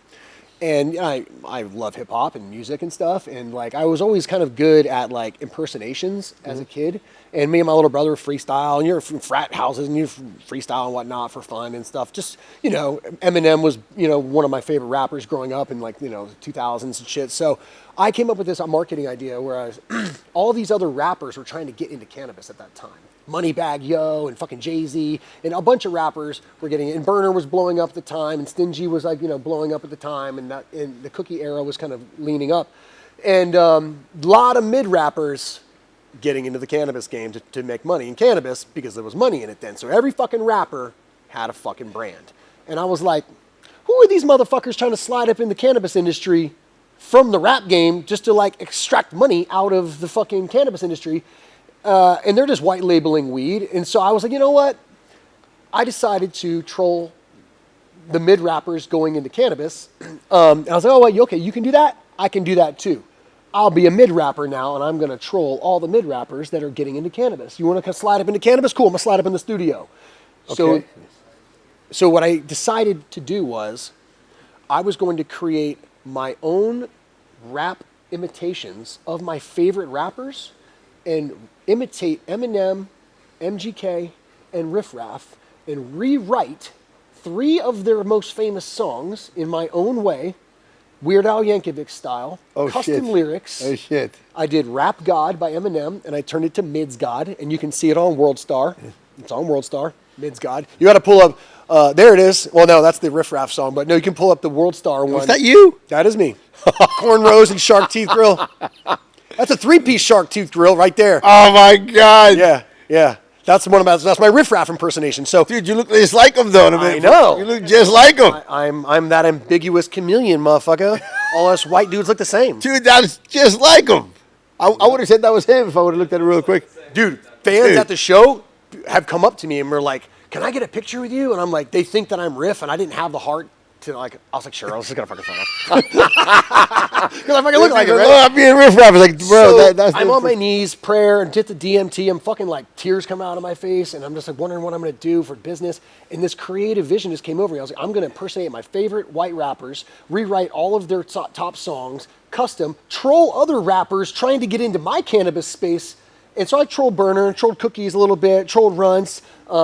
And I brought CJ Humboldt into it for a little bit. I brought Stingy into it for a little bit. And they all participated and helped me and played in my sandbox of this very original creative idea where I was going to talk shit to myself and my other rap characters and troll all of the other rapper characters that I created. So Eminem became, the Mid's God, So it was Rap God. That song became Mid's God. And that was Mid's Mathers. Okay. And that's on World Star. Mathers, okay. Yeah. When I dropped this shit on World Star, people were like, no fucking way. So I sent it to World Star, like, yo, this is actually kind of funny. I was like, yeah, I'm like low-key trolling Cookies a little bit, like whatever, like a Cookies boombox in there and shit.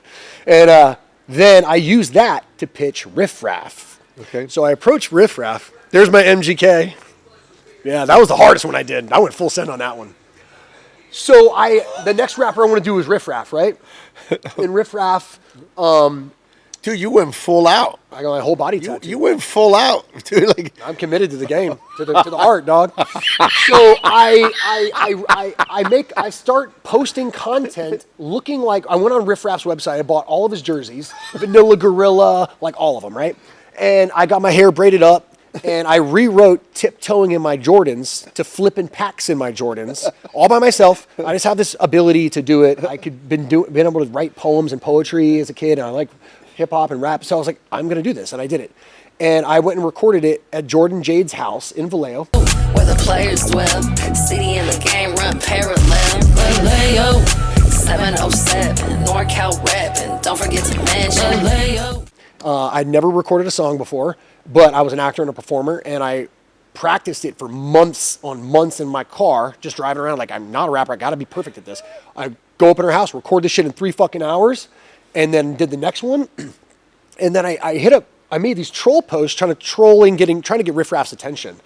Like, everyone tag Riff Raff. So I go in Zen Gardens dispensary in Sacramento where we launched Midzotics. Shout out to Zen Gardens, free my boy Sheezy.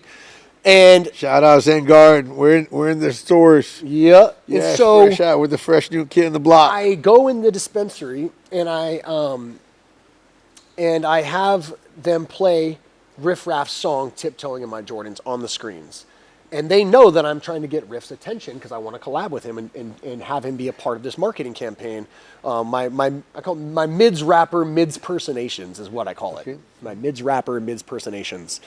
And so they put it on the TVs, and I am wearing a Riff Raff jersey. I have cornrows, and I spit this rap that I wrote a cappella behind the counter. It's your boy Mids Raff. We're dropping the hottest new packaging in the game, copying the greatest in the game. Shout out to Be Real and the whole Cookie family.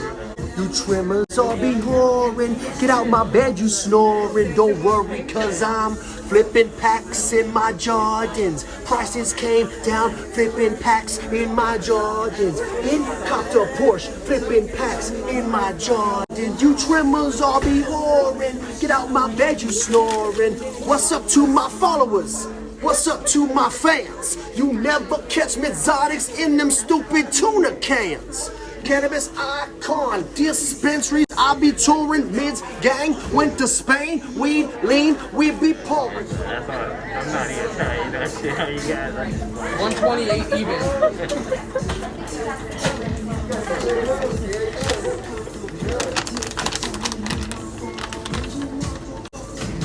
Oh my god. And Be Real sees it because it was Green Thumbs then. It was Dr. Green Thumbs at the time. Okay. Before it was Zen, then Green Thumbs, then back to Zen. And so Be Real sees it because they posted on the store's page. And I give Be Real a shout out, like, thanks for putting me in the store.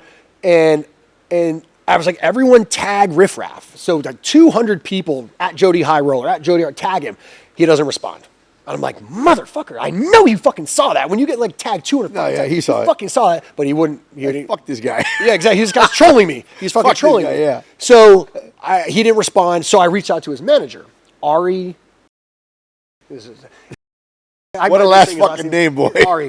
Shout out to Ari. Just like Ari from Entourage, like standard music manager.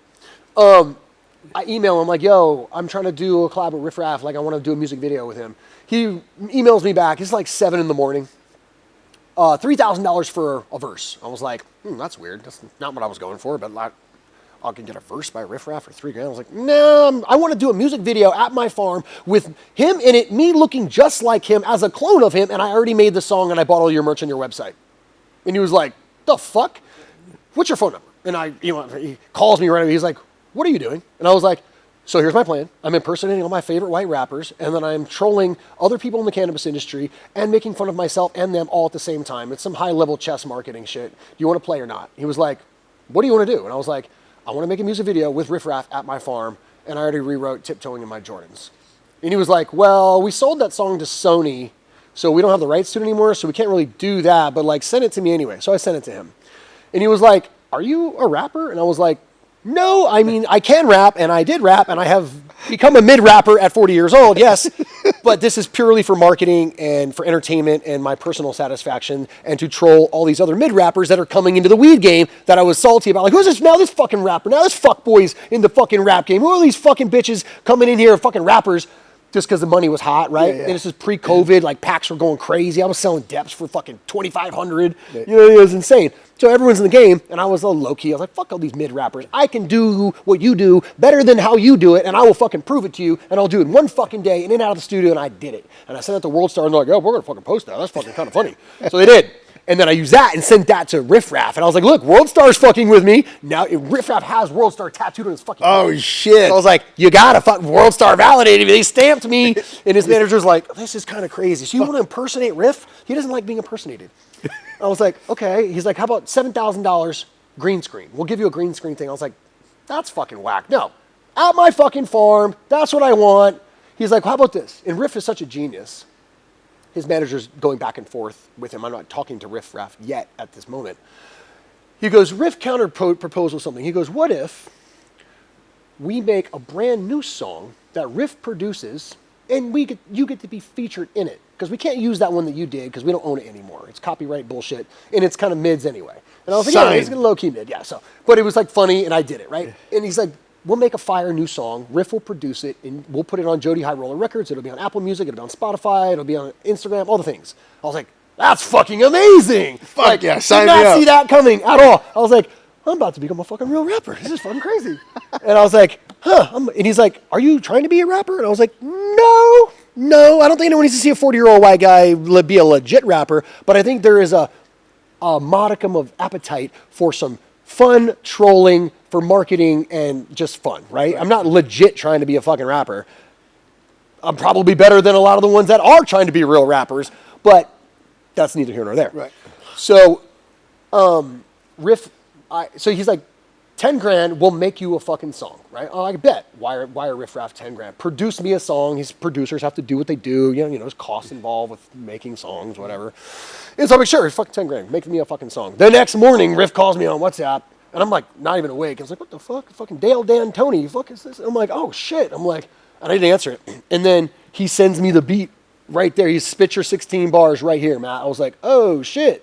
So I did. I sat down that day and I wrote it out right then because they couldn't use it. I had to write all new lyrics. And so I did, and I sent it back to them, and then we had our producers produce it, so now we have a song, right? And then Riff got booked to do a wedding in the Salinas area for like the wealthiest almond grower or some fucking rich farmer guy who's a super Riff Raff fan. Paid him like 50 grand to like perform at his wedding and wanted to sing a song or two with him at his wedding. And so Riff was coming out to California for this purpose, and World Star was coming with him, and other rappers were coming with him. And his manager hit me up, was like, yo, Shotty, we're going to be in California on this date. We could slide up to you and shoot the music video, because he had to wait till he came to California to like make it make sense. I couldn't pay him that money to do that. Right. So I could pay for the song, but I was like, I don't have that kind of bread. So I got to piggyback on this other thing on his calendar. So Riff comes to the farm. I have it fully catered vegan. He's vegan. I got a mobile barber truck there. I just bought a 30-foot trailer the day before I closed on it and drug it up the fucking hill with my John Deere. So he'd have a green room. And he wanted a fucking water slide. I'm like, what the fuck? This motherfucker wants a water slide? He's an eccentric guy. He's a fucking genius. I was like, oh, Riff wants a fucking water slide? Are you kidding me right now? I was like, how am I going to do this? So I look up a fucking water slide. So I find the water slide company. And the largest water slide in North America is 40 feet tall. And you have to have tons of water and pumps. And I have resis and fucking irrigation and shit there. But I didn't have my spot is on a grade, like an 11% grade. So I brought in 40 trucks of gravel, base rock. Yeah, it was fucking tens of thousands of dollars, bro. Trucks and time and labor. And we built a fucking gravel pad just for this huge water slide, 4-story tall water slide for the music video. We fought a cooking show. We did a lot. I was like, we're going to make the most of this fucking content. We're going to do the cooking show. We're going to do all the things. He ended up going down the water slide because it got late in the day and it was cold and he didn't want to go down the fucking water slide and get wet. I'm like, fuck. I just spent $4,000 on a fucking water slide. I was like, where are the BAs at? Get in that fucking water slide. And the girls were like, what? I was like, someone's going down that fucking water slide right now. I'm going to get my money's worth. I was like, come on. And so I was like, who wants to do it? I was like, I'll give you $100 each, or I don't know, pay them some extra money, you know. So they're like, oh, we'll fucking do it. So a couple of the girls did it. A couple of girls like, no, my makeup, I don't want to do it. And then some of the real ones were like, yeah, I don't give a fuck. I'm going to go down this fucking water slide and be in the music video going down the water slide. Yeah. Okay. So we did, and that's in the music video. And so that's how the music video came about. And then so we made the brand Riff Zotics for him, because he didn't want to be associated with mid, because, you know, obviously he didn't want to be associated with mid, and that's my lane. So we made Riff Zotics for him, and Riff came up, his first strain name that he came up with was Boysenberry Bobcat. So that's your boy's name over here. Yeah. Okay, so that's the story that you said. It's an interesting story how you got the name. He came up with that on his own because he's just a genius. And I think he's used that word in one of his rap songs before, like Boysenberry Bobcat. He's alliteration and, you know, his lyrical skills are like unmatched, right? You want me outside? You want to see me with pancakes and drawers? Take your fat ass to sleep. I'm jumping out the Candy Coda Grim Reaper Jeep. I'll put you to sleep. So he just chose that. And I was like, I was like, oh my God, this is going to be the greatest fucking collab of all time. Riff Raff and my fucking cat. And people were like, that's crazy. And I was like, Riff, I have an exotic cat. He was like, really? And I was like, yeah, we can like rope him in. And we didn't bring him in too much initially. Like this was the logo and this was the marketing. I just had the cat and we took him to meet and greets. We took him to dispensaries because we had the strain with the Thundercat logo and we have a cat, right? But it was Riff's line. It was Riff's strains. And then we moved on and did Tiger's Milk and we kind of made some fun names for strains and we released the cat at my farm and he'd go take a shit by those plants. Like, those are his strains. And we just like fun content with it, right? And we did collabs with Riff Raff. We went on tour with him in COVID. So he had a 30-city tour booked, and then COVID decimated the tour list down to 5 shows from 30. But they had already booked and had a custom wrap on a 50-foot tour bus. Bright pink Jody High Roller down the fucking side of the bus. Months in advance, they plan these things, right? There's going to be fucking 30 stops in California. Then COVID shut it all down, and 5 venues had the balls to let it ride. But they were at opposite ends of the fucking state in the most non-logical sequence because it was a sequential route with dates, like a tour date would. Well, when they all started dropping out, it made the dates, well, this one's fucking Sacramento on this day, but he's got to be in LA the next day. Then he'd go back up to fucking San Francisco the next it was all over the fucking place. It was a shit show. But the bus was booked and my fucking name was on the back of the bus. I'm like, I got to become a rapper at 40 years old through this whole thing. So we're on tour with Riff. I take my bulletproof armored van on tour with Riff, and I got to sell for the first time ever to be done, and no rapper has ever done this, and no one else has ever done this. Him as a rapper had his own weed brand sold at his shows legally and compliant-ish. I had a licensed delivery out of Oakland, out of the Cookies campus. We had legal product on Metric. So what we would do is we would pre-generate our first order at the venue. Okay. And I planted my own seed of sale with dynamic delivery.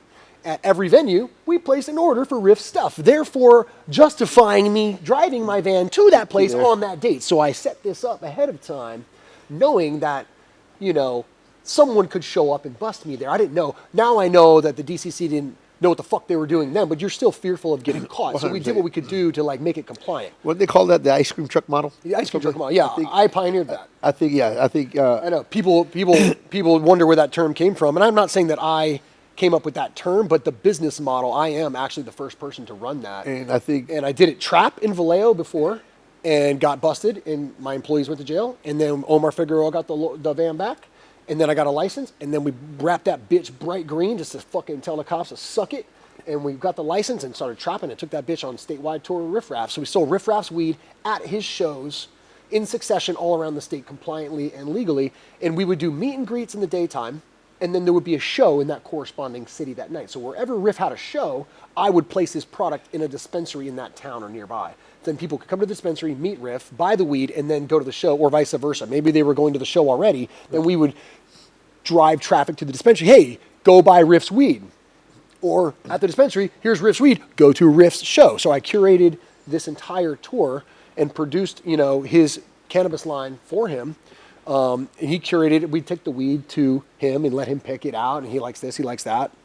And so that's the birth of Riff Zotics and how that came about. Is he still involved in the cannabis? I haven't seen We much. did our collab for 4 years. And then he went on tour with, then the industry kind of crashed, to be honest. And margins shrink, you know what I mean? And, we had other projects that were coming online. And we did the collab for 4 years. And I went on tour with Riff multiple times. I got to perform with Riff Raff on stage dozens of times. Sing my song on stage. I remember one of my favorite ones, Arcada Theater Lounge, peak of COVID. One of the few venues that kept the show on calendar because it's up in the country. The city venues all fucking shut down. Yeah. But up in Arcata, they were like, we're gonna fuck, we're gonna do this.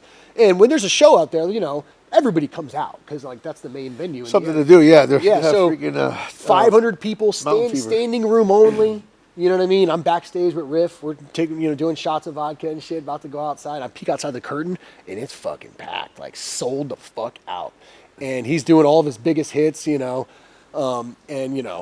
I get to perform my song with him, and it was just fucking surreal. I'm like, is this really fucking happening? I'm like, I'm on stage with Riff Raff performing, all because I created my own marketing campaign out of, my own creative ideas, gifts from God, blessings from my creative, and my background as an actor and the things. And You've been a beast. You've been a beast. I watch Instagram. I watched, like I said, you with the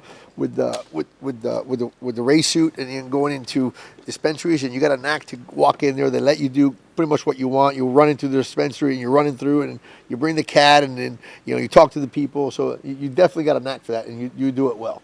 Well, thank you. And and I get that confidence because I ran dispensaries, so I'm comfortable in dispensaries. So I go open a dispensary, I know how they work, how they function, I know the heartbeat of them. I was my own first bud tender. I've ran dozens of dispensaries, lots of trap dispensaries, and because even if they're not, you're creating a bus to go to that dispensary, even if they don't buy your product, they're going to buy another product. Exactly. They might go there because of you. Yeah, the stores appreciate So it. it works, yes. Yeah, it's marketing, right? It's in marketing, right? The 5 things about our brand that I like to tell people, what are we about? What's important in a brand, really? And all brands should probably subscribe to some of these or all of them if they can. Marketing, media, mylars, merch, and your menu. Your 5 M's. Yep. That's the pillars of a brand, right? At least a cannabis brand in the compliance space. You don't have to have merch, but it helps. You know what I mean? You got to have a menu. You got to do some marketing. You got to make some media. And so I'm good at all those things. And so basically, I created my own little perfect job to be the chief entertainment officer of my own company. I was like, do we hire influencers in the beginning? When I had my first brand, Native Tree Farms, the one that Midzotics was born out of, that brand failed. They were just sterile white bags, no marketing at all. But then you didn't have to have marketing because I was the only one with fucking weed selling to the dispensaries because the shelves were empty. It was 2017.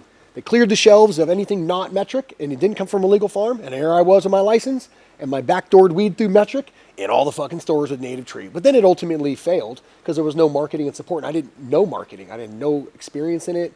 And I was like, let me combine media. Like, do I hire influencers? I'm looking online. What are these other brands doing? I'm like, these influencers are fucking trash. I got more talent in my balls than all these Instagram walls. Fuck these idiots. I'll do this shit myself. And I did. And I came up with that idea. And then after the Riff Raff one, I moved on to Machine Gun Kelly. Machine Gun Kelly.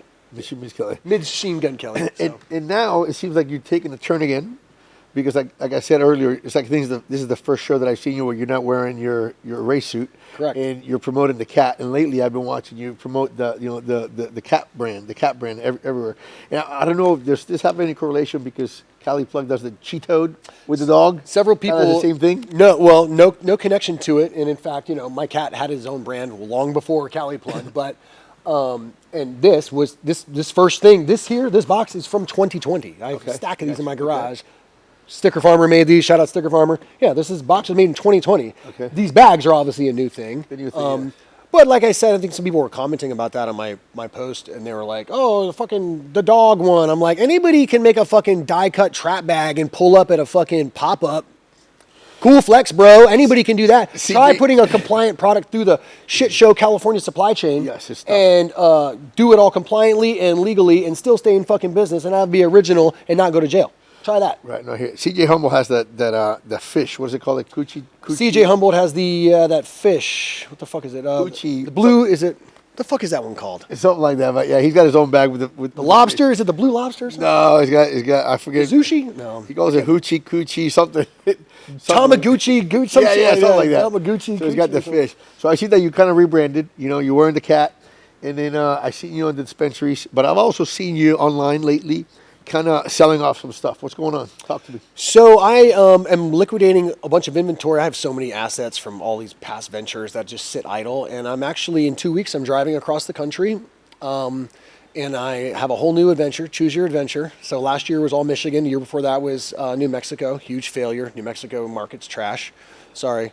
But 2 years ago, my mom got diagnosed with stage 4 ovarian cancer. And it just fucking crushed me and brought me to my knees. And I went home and, every month I went home every single month and went to the cancer appointments with my mom and my dad. They're, 80. Right. And go to the hotel and drive the place and your mom's going to fucking die. And so I was like, well, how much time am I going to have? I don't know. And I was just, I just prayed a lot about it. I was like, Lord, just give me 5 more years. I'm just begging you for fucking 5 more years. And I was like, I got to get home. I've lived in California by myself for 20 years. I moved here when I was 22.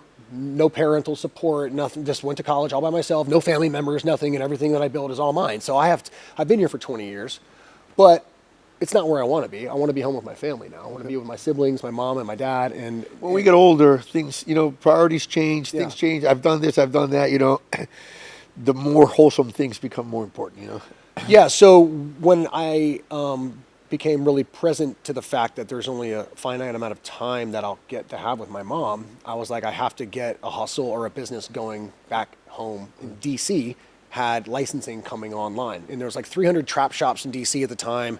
They're selling mushrooms, DMT, all the crazy shit in D.C. Shit went nuts. And D.C. is a really small place. It's 8 by 8 miles, 64 miles square, super small, right? But money was pumping through there. Every trap on the shelf. You see everybody's products, and everybody's bringing trap products into D.C. And so one of my buddies from high school, one of my wrestling buddies, he had a little trap shop in D.C. And shit was going legal, and they're starting to shut down the stores. And I was like, look, bro, you want to take this shit legal or not? Because what happened to me on my TV show is going to happen to you if you don't get with the shit and go through licensing and compliance. So do you want to partner up and do this? Or he's like, I'm not trying to do any of that shit, bro. And I was like, so you trying to get out? Let me buy your spot, whatever. It was a little trap, 400 square foot shithole fucking store in DC that he was just selling weed out of, like all the other stores in DC.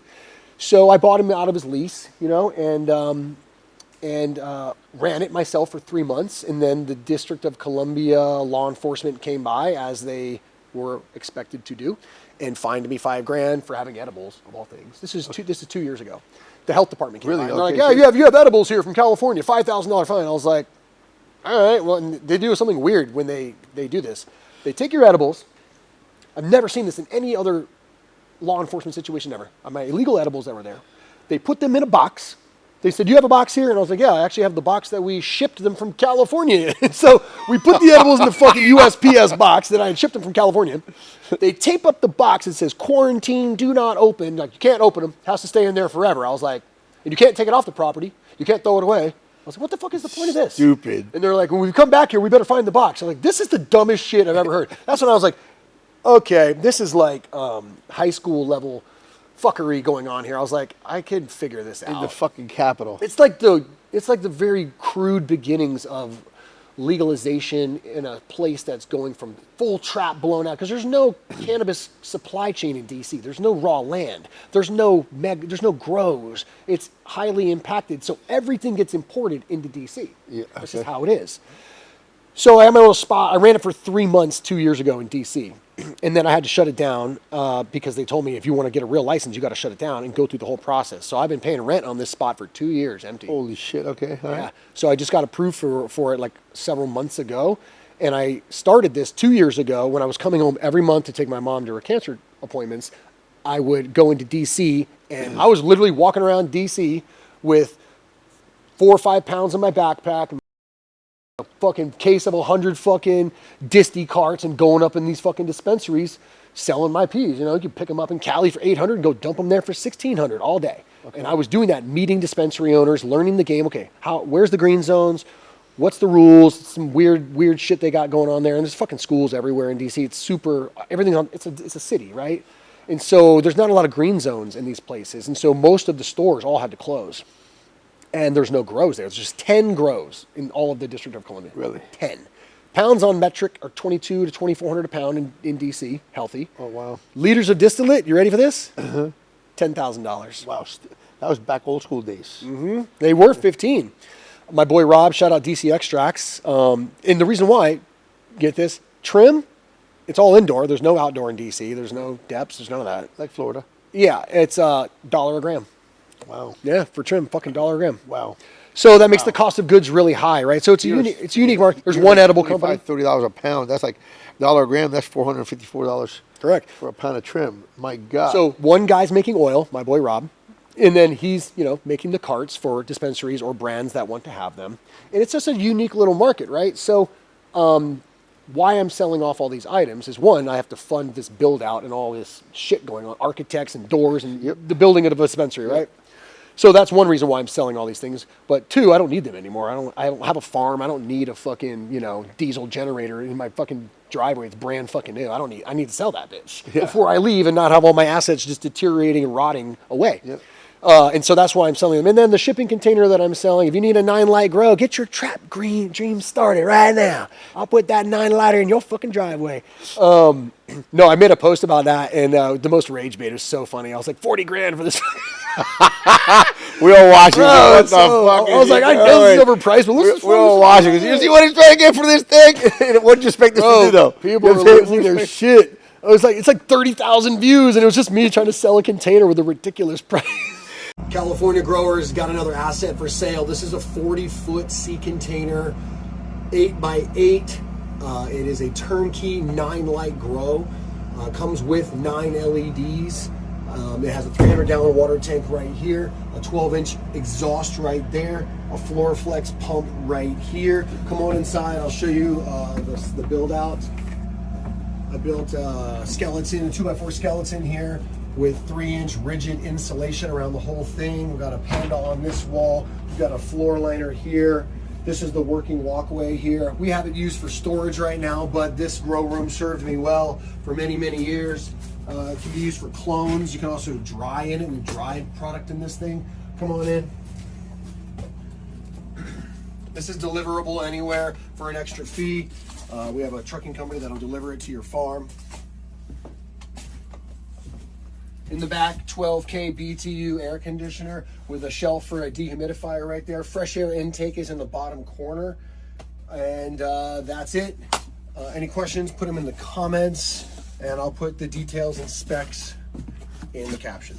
And some people don't understand that. Sometimes shit like that gets done in purpose because it's go rage bait. I didn't really... I do that shit all the time. You just, I was authentically trying to sell it. I did know that it was dramatically overpriced, but I just know people were going to lowball me, so I'm like, fuck it. But I had no idea it was going to go mids viral like that. I was like hundreds of people just followed me from just that. I was like, oh, it's going to hit a nerve here. I think I'm going to do it again. I'm going to lower the price and go a little more ShamWow OxyClean on these motherfuckers and get this shit sold. Like that post that I did about, an internship. Oh my God, did I ruffle feathers, boy. And it was fucking great. I did it on purpose. So fucking what? You know what? You're helping my algorithm. Talking shit. I'll talk back shit to you all the time. Keep coming back because it just promotes the page. So you know what? Thank you. Yeah, I got a Trap 30 lighter for a lease right now. $2,500 turnkey, baby. 13-foot ceilings, 9 tons of AC, and the 20 lights. Always marketing. You got any? Just hit me up. I got a lot of property that I've accumulated in Vallejo that I bought. So I used to lease warehouses. I had 340 lighters in Vallejo for a decade, and that's how I kind of funded my legal farm. And then I had to let those go once I went legal, and then I subleased them out, so I wasn't trapping like that level trapping with like illegal warehouses and a licensed farm. So I subleased them out to guys who wanted to continue to trap grow. So it also makes sense that now, everything's coming to an end. So you're like, fuck it. If it's coming to an end, last crop, I'm going to show them what I got in the backyard. That's why I'm posting these content. Look at this. I still pull tarps to this day. I've been doing it for... never shown. And you don't blow the spot because those are my backyard, right? Yeah. But I pull 100 pounds out the backyard every summer, so it's good. Heck yeah. But I would lease those warehouses out, but then over time I was like, man, I should just buy buildings, and so that's what I started doing. So then now I'm the landlord, and so that's why you see these cultivations that I'm always posting for lease is because I own them and I'm just leasing them out because I don't want to run them anymore. Right. No. Yeah. It's more money in owning and renting it than. You would think. I mean, I just leased the 30 lighter out to my boy Cliff, the one from that dispensary, and for some reason he had just gotten out of prison like last year, and he was like, I want to grow. I'm like. I mean, not everyone's good at growing. Like, let's just say that. You know what I mean? There's white boy weed, there's Chinese weed, and then the homies got weed too. But, he fucked it up. And he was like trying to grow $600 bubbas indoor. And I'm like, oh, this is like, bro, this is not going to, but I didn't have the heart to tell him. I was like, yeah, just pay the rent, bro. Good luck. You're gonna make a ton of money. Have fun. You're gonna make so much money. And I was like, he's got like his Asians coming over to grow 600 pounds of bubba at 50-cent kilowatt with PG&E, and I didn't have the heart to like squash his little trap dream. He just got out of prison. He's like, I'm gonna do this. I can't get enough bubba. I need more bubba. I'm like, well then, here's the keys, bro. Good luck. And then he gets busted in fucking Atlanta last year and is in jail again. And then your tenant's not paying the mortgage. And then, so this is the other side of the coin of renting to people like that, and then those things happen, and then you're on the hook for your mortgage. So it's not all roses. I got you. But so I'm gonna sell that fucking property and fucking pay the bitch ass IRS off and get them off my nuts. We all hate that. So you'll see one of my properties for sale soon. So if you want a 5-bedroom Victorian with a trap 30 lighter on the back, let's go. Any takers? Any takers? Victorian. The Victorian part I like because I like the architecture. So you're gonna you're still gonna have the brand here in California. Mm-hmm. You shut down Arizona. How's Michigan doing? New Mexico I shut down. Oh, New Mexico. How's Michigan, Michigan doing? Michigan, we launched there last year, and Michigan's going great. And it's an interesting market. So some facts about Michigan that I learned that I was ignorant of, and I quickly was kind of humbled when I went there. It's a juggernaut of a market. And Michigan is one of the reasons why New York people don't come to Cali anymore. People think it's Colorado. It's fucking Michigan. Michigan generates more. They sell more weed than California by volume, but California has more revenue because our weed's more expensive. Michigan is supplying 5 neighboring markets. Well, Michigan's got cheap electric. Yes. Cheap real estate. Yeah, and so cheap real estate, cheap electric. So that's automotive, one of the biggest things. And I'm sure there's probably cheaper labor than here. All true. And they have endless 1,000 lighters there because of Ford, GM, the big three. The warehouses. The automotive industry that's been there since the 30s. Yes. They're dilapidated. They're hurting. Thousands They're of hurting. mega warehouses with crazy power, huge power. Yeah, and they want to rent them because they've been on rent and dilapidated for years. Yes, and so 1,000 lighters very common in Michigan. Indoor pounds are 600 all day in Michigan. They're supplying Indiana, Illinois, Ohio, Wisconsin, and Canada. People. Florida too. I hear Michigan is Florida touching getting Michigan weed. Yeah, Michigan's touching multiple states, and at the border stores there, all the license plates are Ohio. They're other states. Well, the biggest region for cannabis is going to be the Northeast. I've always said it. For a single state, I don't think. California, nobody can really touch California, but for a region, the whole Northeast, there's so many tiny little states, but there's just so many people that you can't. That's going to be the juggernaut. It'll be Cali, Michigan, New York will be the big 3. Yeah, that's what it's going to be. And eventually, over time, I think that New York will probably. It's hard to say because there's such a high density of population on the East Coast there in New York. But it's always going to be Cali, Michigan, New York, the big 3 with revenue, So to that end, that's why I focused on Michigan as a big market, right? And I got invited out there a couple years ago, but I didn't take the invitation offer up then. I wasn't really ready to do a licensing deal. But I got invited out there again by my boy Connor from Roslyn to do a collab. I wanted to get in the Michigan market, and so the easiest way is to do a collab. And I had some vape hardware here in California that had been not filled. And so I was like, well, let's just do a rosin pen drop and get into the market, get my foot into the Michigan market in that way. Quick, ship out 1,000 pens, have my boy fill them, put them on metric, let me go do my marketing shit, right? And so we did that, and then obviously needed flour. And you got a knack for that. I don't see many people I'm sure you set your mind to it. Fuck, I'm going to go to Michigan. However you get into these fucking into these cultivation spaces, hey, let me buy some of your weed. Let me put it into your metric system or whatever it is. However you do that, that's pretty cool. You got a knack for it. Yeah, I had to learn it. You know what I mean? And I learned it because I had a farm and I was a farmer. I was an indoor farmer for a decade, and then I had the opportunity to do this outdoor farm. I had no clue what I was doing at all. Total failure. First year at my farm in Sonoma County, I had 100 moms in a 10,000 square. I dug 24-inch holes with a post hole digger, rented an auger, it was like a couple hundred moms, and that's what we did. We got 150 pounds. But the landlord's son and his friends came and cut all the tops off of our weed the first season. The second year, I decided to blow it out, wall to wall, way too many plants, and I grew 500 pounds of biomass and had to turn it all into fucking oil. Sonoma County came out and was like, yeah, this is a total crop loss. And I was like, yeah, I have no idea what the fuck I'm doing. So then one of my old partners came, he was like, yo, let me help you with this. I was like, yeah, please do. And I need to learn. Growing organic sun-grown flower by the coast, by the fucking ocean, is not for the faint of heart or stupid people or uninformed or uneducated. And I was uneducated about, this is live soil. So my landlord's property was 100% organic, CCOF, certified pasture, organic dairy cows. They have a creamery there. They make milk. They sell milk to Strauss. And I leased 1 acre in the middle of this 300 acres with fucking 300 cows always walking around, shitting on the ground. Great organic soil. And so I learned and I got a great appreciation for that, having come from like Rockwool, Salts, and fucking Avid and Floramite and fucking the big three, right, of just trap warehouse shit. And then I'm like, oh, this is different. You can't use pressure treated wood. They're like, no, dig that up, get that the fuck out of our property. I was like, oh, fuck, my bad. Like, I don't know, fucking learning. City boy, trap guy over here, fucking learning organic weed growing. But every year it got better, and it got better. And by the end, it was really good. Another place was looking tits. It was great. We graveled the whole thing at 1,400-foot hoops. You know, I pulled like 600 or 700 pounds out of the last pick. A lot of mold, a lot of bud rot on the coast there. Just a lot of rot. Just buying a lot of regalia, a lot of expensive fucking, fungicides that you have to be OMRI certified. I couldn't have anything on the property that wasn't. The landlord was super anal about it. And I'm sad that I don't have that farm, but it didn't really pencil out when outdoor pounds then were like, fuck, they went down to like $300 then. And they're still that now. Yeah, it doesn't. But they weren't always that when we got into it. And I remember in the peak of COVID, man, I ran a fucking, so I ran a light dep at my outdoor farm, and I wasn't supposed to. And I had my big diesel generator there, and I was trying to get a midsummer pick because prices were crazy high. And I had hoops, and your light assist was not allowed. This is a full sun outdoor farm. Mm-hmm. And we were getting a midsummer harvest, and the county came out to inspect my farm. We put all the light cords away, hit all the tarps, took the generator. And, so we don't even use it. It's just over there, right? But the plants are in fucking full flower in the middle of the fucking summer, and they were like, no. And I was like, these idiots aren't gonna fucking know. And I'm like, but they showed up and they're like, this motherfucker's depping, and they left. I passed my inspection.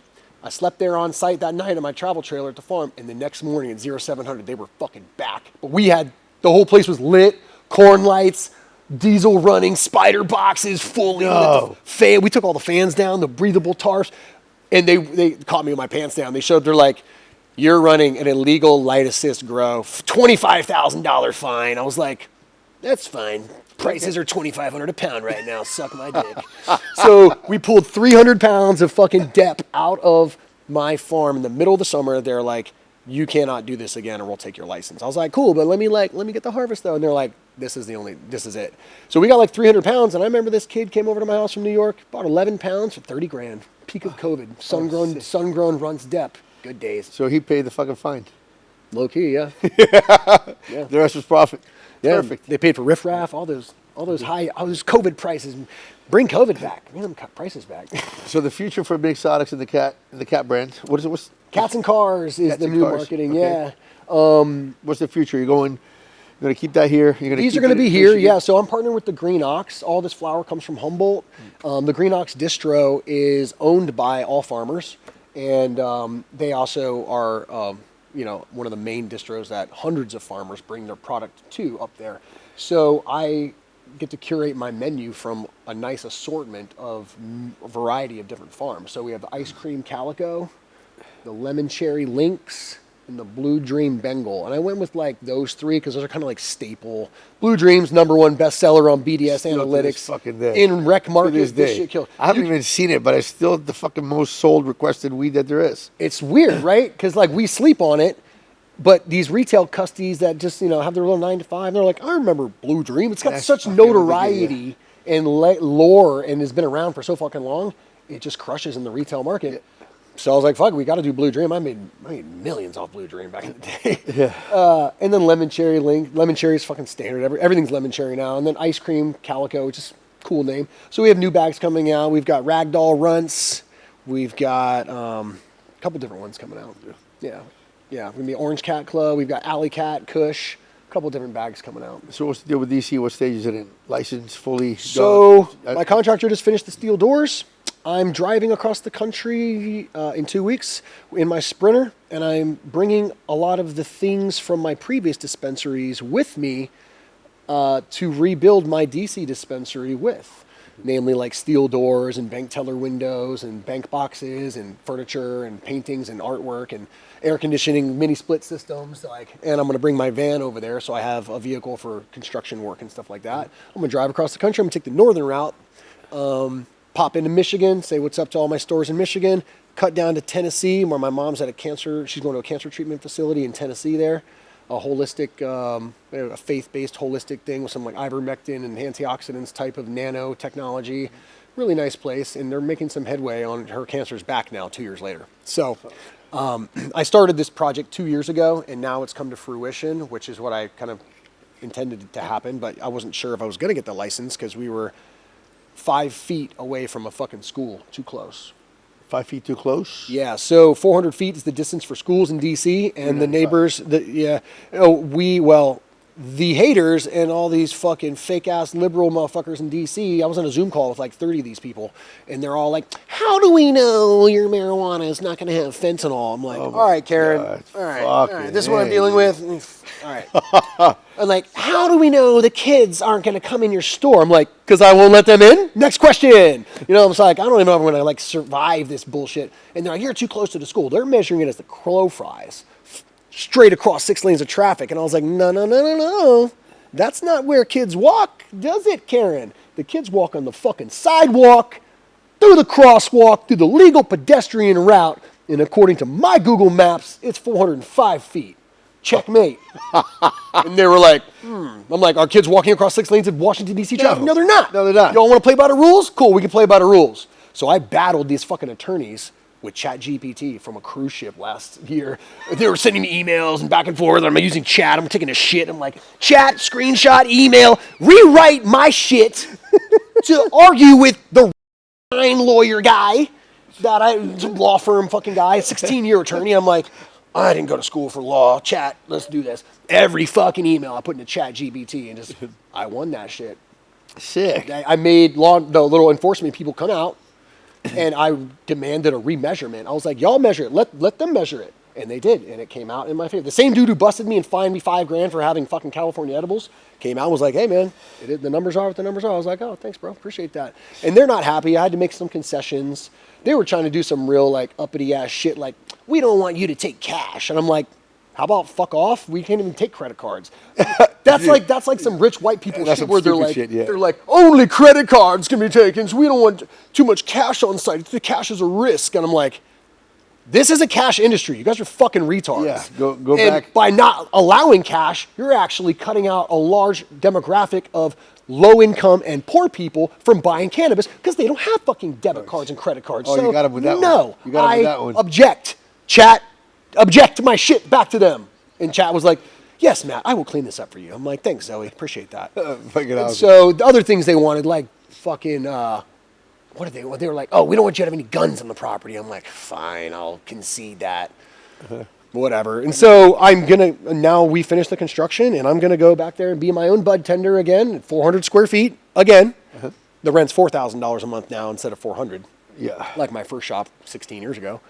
So it's ironic that 16 years later, I'm going to be starting a new dispensary, completely legal and licensed, and I'll be my bud tender behind the counter again, but I'll be home near my family where, I want to be. And then I can also explore the Maryland market and the Virginia market, and Virginia's going to be huge. Virginia is the 8th wealthiest state in the country, and if you go ask ChatGPT... I know a friend that grows in Virginia legally. Yeah, Virginia's an interesting market. It's really run by a bunch of corporations right now, but they're just doing rec weed, and the recreational dispensaries and grows licensing process is being drafted now and will be available later this year. Should we call Discovery Channel again?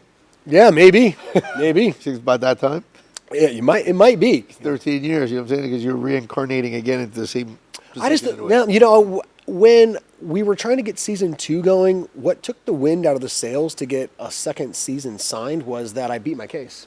So the episodes were airing, and they hadn't aired episode 6 yet. It was about to air the next week, and my case finally got resolved, and they dropped all my charges because I wasn't doing anything wrong. And the season was ending on a cliffhanger up until that decision was made. And it was going to be, does Matt go to prison or not see us in season 2? But then, when it all came out on the news, I'm on the front page of the newspaper, Bay Area, marijuana guy gets his fucking weed returned on TV, and they had to give me all my fucking weed back on fucking TV. For a Vallejo man who once ran a successful dispensary, something we don't see very often. Authorities seized his marijuana, but today they had to return it.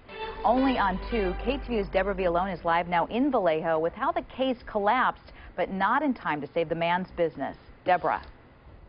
This was once the Greenwell Collective with some 9,000 clients until the medical marijuana was seized. Hey, look at that, a couple hundred marijuana edibles. Matt Shotwell rummages in the ruins of his enterprise. There's 10 to 20 different types of cannabis inside here, as you can see. A van load of marijuana buds and moldy plants. All these bags after bags after bags of weed. All these. Ruined. 800 plants, worthless after almost 2 years in storage. Vallejo police returned it all to him today under court order. His case dropped. Insufficient evidence. I cried. I was just like, all this for nothing. It's a case Shotwell has lived very publicly, star of a cable series. But long before the Discovery Channel, he and his business were high profile in Vallejo. I advertised in the newspaper, on the front page of the newspaper, I'm selling marijuana for cash. That's what I do. And there's nothing wrong with that in America. The KTVU came out and they gave me back like 18 pounds of 2-year-old mids. Yeah. They mixed it all together in one giant ass box. For Midzotics. And I went down to the police station, brought the whole camera crew, and the news was there. It was a big deal. And hundreds of edibles, they're all rotted and trash. But getting 18 pounds of like 2-year-old browned out weed, it was more symbolic, right? 100%. That's a fucking and win. So, like, rub it in their face. Yeah, and I got a letter from Kamala Harris, who was the AG at that time, for them to give me back my fucking gun. And I made a whole video about that. No one ever gets a gun back from a raid. Wow. And I have a letter from Kamala Harris that's directing Vallejo Police Department to return this .38 revolver back to Matthew Shotwell. So I'll frame that bitch. That's pretty cool. Yeah. That's cool. The hoe gave you the fucking gun back. Right? She did something for me. Yeah. I was like, well, I'll be damned. Now she was the vice president. You know? Yeah. Thanks, Kamala. I don't mind your cackles. The cackling chameleon. At least you didn't rape any kids or anything like that. Cackling chameleon, yeah. So cool. Well, that's a pretty cool story, man. Like I said, I always want to tell the viewers. A lot of people don't know about the Weed Country show. Yeah, we haven't really talked about it on any of the other podcasts. We were doing mushrooms on the last Good Pizza podcast, so we talked. Oh, really? You and JP? Oh, did you see that episode? I haven't. We did the mushroom episode with JP and Macho Mids. Okay, Shit was. It's the longest podcast he's ever done. 3 fucking hours straight, no breaks. I didn't take no break. They both got up, went, took bathroom breaks. I was like, no, I'm SEAL teaming this bitch up. They went and left the set. I was like, well, I have the con. I'm in charge now. It's my fucking podcast. So I took over the podcast. JP was tripping balls too much. I was like, all right, it's my podcast. Welcome to the Mids podcast. Everything's going to be Mids. And I just took it over the show. Well, you guys were tripping mushrooms and you had 3 hours. We're at 2 hours and 21 minutes and we're straight. Yeah. Yeah.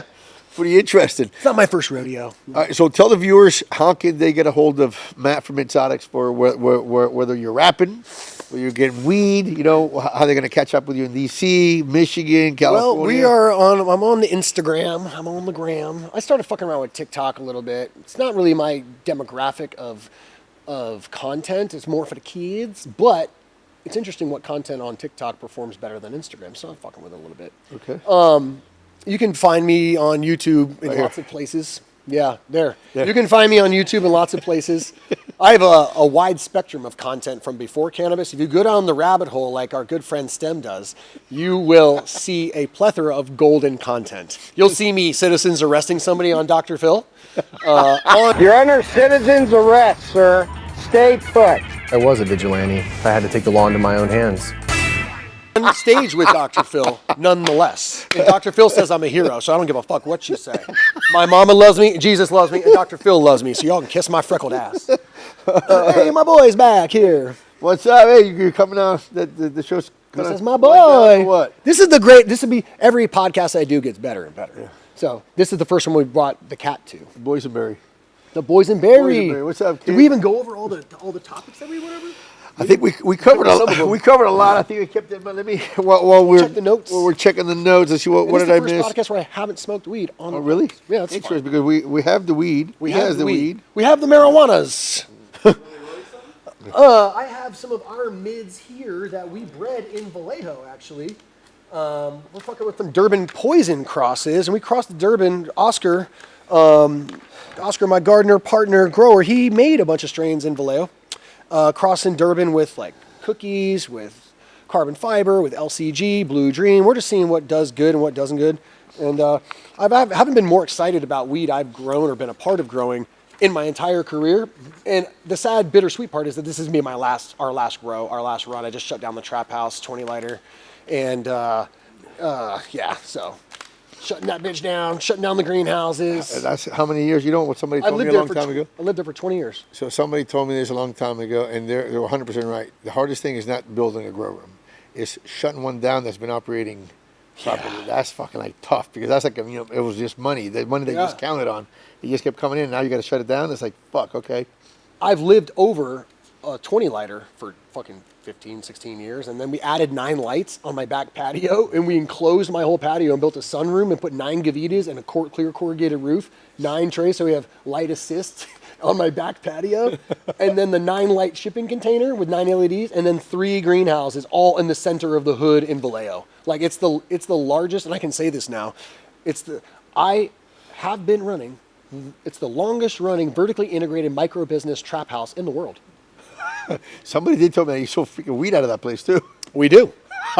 We do. And by the time this airs, it will be shut down. So we're pulling tarps and filling carts. That's funny. Yeah. All right. So we'll get you here. Let's let me read a couple of things. So what was the part of the industry that you're most concerned about? And then you answered. In case you want to. What did I answer? You answered big corporation squeezing out the small operations. Yeah, I see it in Virginia. It's like the good old boy network. $500,000 for the license fee. Who the fuck's doing that? Rich white people. That's it. You know what I mean? Like, that's it. So, like, there's a really exclusionary thing. Florida? Too, because, like, Florida is, like, I guess you could say is the, what's the word, like, what's the word that I'm looking for? Like, what everybody would think that is picture perfect for a cannabis state. Because like Oklahoma, everybody was like, Oklahoma is great, $2,500, for a license. What happened in Oklahoma? Everybody could get a license. Double-edged sword. Too much.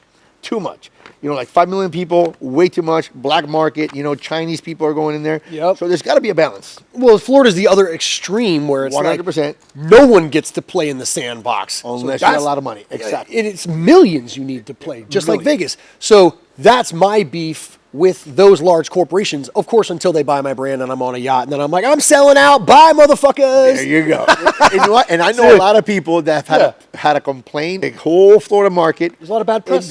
But then the ones they got in, then they quieter than a church mouse. Well, yeah, you're not quieter than a church mouse. You know what? And then they say, and I've heard them you're on the inside now. I'm not going to say. I'll take it all back. But they take them. Call me. You're growing mids. You're fucking growing mids in Florida. We all fucking know it. So my brand's low-key the perfect brand for your midsy ass corporate company. And that's what I'm talking. It's all indoor. There's no light, or is it light assist? No, it's all indoor. All indoor. All indoor. They might have had some outdoor, but it was for like oil. For oil. The weather's too fucked up in Florida to grow way too rainy, and it's just by the time you enforce a greenhouse for hurricane winds, it just you might as well build a building. Right, yes. Well, if they ever fuck up harvest, which I know that they do, that's what my brand is for. Let me get that.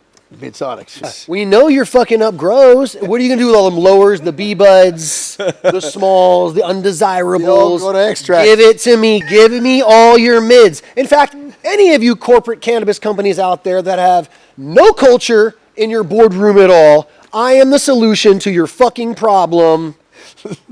I know you're going mids. Midzotics. You see how I did that? This is fucking chess. Maybe there's something that can work out. Marketing chess. Use my brand. Sell more weed. My brand cool. You guys dumb losers. Corporate cannabis. Call me. I'll be the best CMO and turn your company around. All right. So anyway, we're going to conclude it with that because that's a good. That's note. A banger. That is a good note to. Are you to corporate cannabis cocksuckers? It's 2 hours and. They'll be like, we're either going to hire him or assassinate him. We got food waiting. You should hire me. Don't Charlie Kirk me because I'm calling you out. Just fucking hire me and pay me, and I'll turn your douchey corporate cannabis company into something cool with cultural relevance, and I'll stamp you, but you're gonna fucking pay me. That's an issue now in cannabis with people paying. Oh yeah, I know all about that. I know all about that. Go. So, yeah, I will go up in a dispensary and one arm sweep the fucking desk if I don't get paid. Attaboy. I like it. That's why I'm not in some stores now. So. Oh really? Well, so there's this one. But did you really want to be in that store if they're not? Well, paying check it. So. This one dispensary chain, I guess I could say who it is because we're not in them anymore. Shit. Put them on blast. People are like, you shouldn't do that. We're like, well, I'm on your fucking shelves anyway, so fuck off. So, love them. Great store. Mishaps happen, and I'm going to own my shit of what happened here. We placed product in their chain of stores on terms, which I didn't want to do. I conceded to terms with them. They went past their terms, as does happen in cannabis. I'm at Burning Man and on the playa, and they are past their terms, not replying to emails, avoiding me, and I'm starting to get PTSD from the last fucking chain who fucking burned me and didn't fucking pay me. And so I was like, no, this shit's not fucking happening. It's a 3-store chain, right? And so I'm sending emails. I'm finding the fucking Starlink at my boys fucking burning me. I'm like, yo, I need the Starlink to email these motherfuckers. I need my fucking money. And I'm sending emails that you shouldn't be sending from Burning Man to get my money. Yeah, I think you were in the right mind at that time. I was tripping on acid, and I sent an email that I should not have sent. And I apologize. Karen in compliance or whoever the fuck got that email, my bad. All I wanted was my money, and I'm just a fucking thousandaire, and you guys have a fucking chain of stores, and stores do this, right? Thousandaire, I never heard that. I'm a self-made thousandaire, bro. Okay. Not a millionaire, but thousandaire. Retail stores do this. We all know this. I'm going to let the cat out the bag here. Retail stores often, and I'm guilty of this too, having been a retailer myself, you take product on consignment, you take product on term, you get interest-free loans. What other fucking industry do you get interest-free loans? Oh, there's inventory financing. People give people inventory on terms, but some stores be like, yo, thanks for the fucking money, we're never going to pay you back. You know what I mean? Like a lot of chains have done this. Yeah. In fact, I got burned by a dispensary, and I won't say who it is. Well, I guess I could say who it is. It's the old owners of a dispensary, is Green Remedy in Richmond, actually. And we were in their store for many years. Everything going great. Love that. Supported them, crushing. And then we all of a sudden find out that the dispensary ownership changed hands due to a lawsuit wherein the people who lost were engaging in unfair business practices, and what this group of rich people from Marin did, typical rich white people shit from Marin, they went around and leased up all the green zone space so nobody else could fucking have it and not compete with anybody. Okay. And then other dispensaries sued them for they did it in Oakland, they did it in Richmond, and they did it somewhere else. And they'd get their license, but then they'd lease all the other buildings in the building so nobody could have one, and you can't do that. And somebody fucking called them on their shit and sued them. So what they did, on their way out, they ordered every fucking product from every brand in our distro, ran up a $100,000 bill. All the brands were like, yeah, orders are flying, cool. Burned everybody, sold all the product, and then lost. And then the judge awarded the license to the people who sued. The nefarious shitbag operators lost, and they lost all their licenses in this.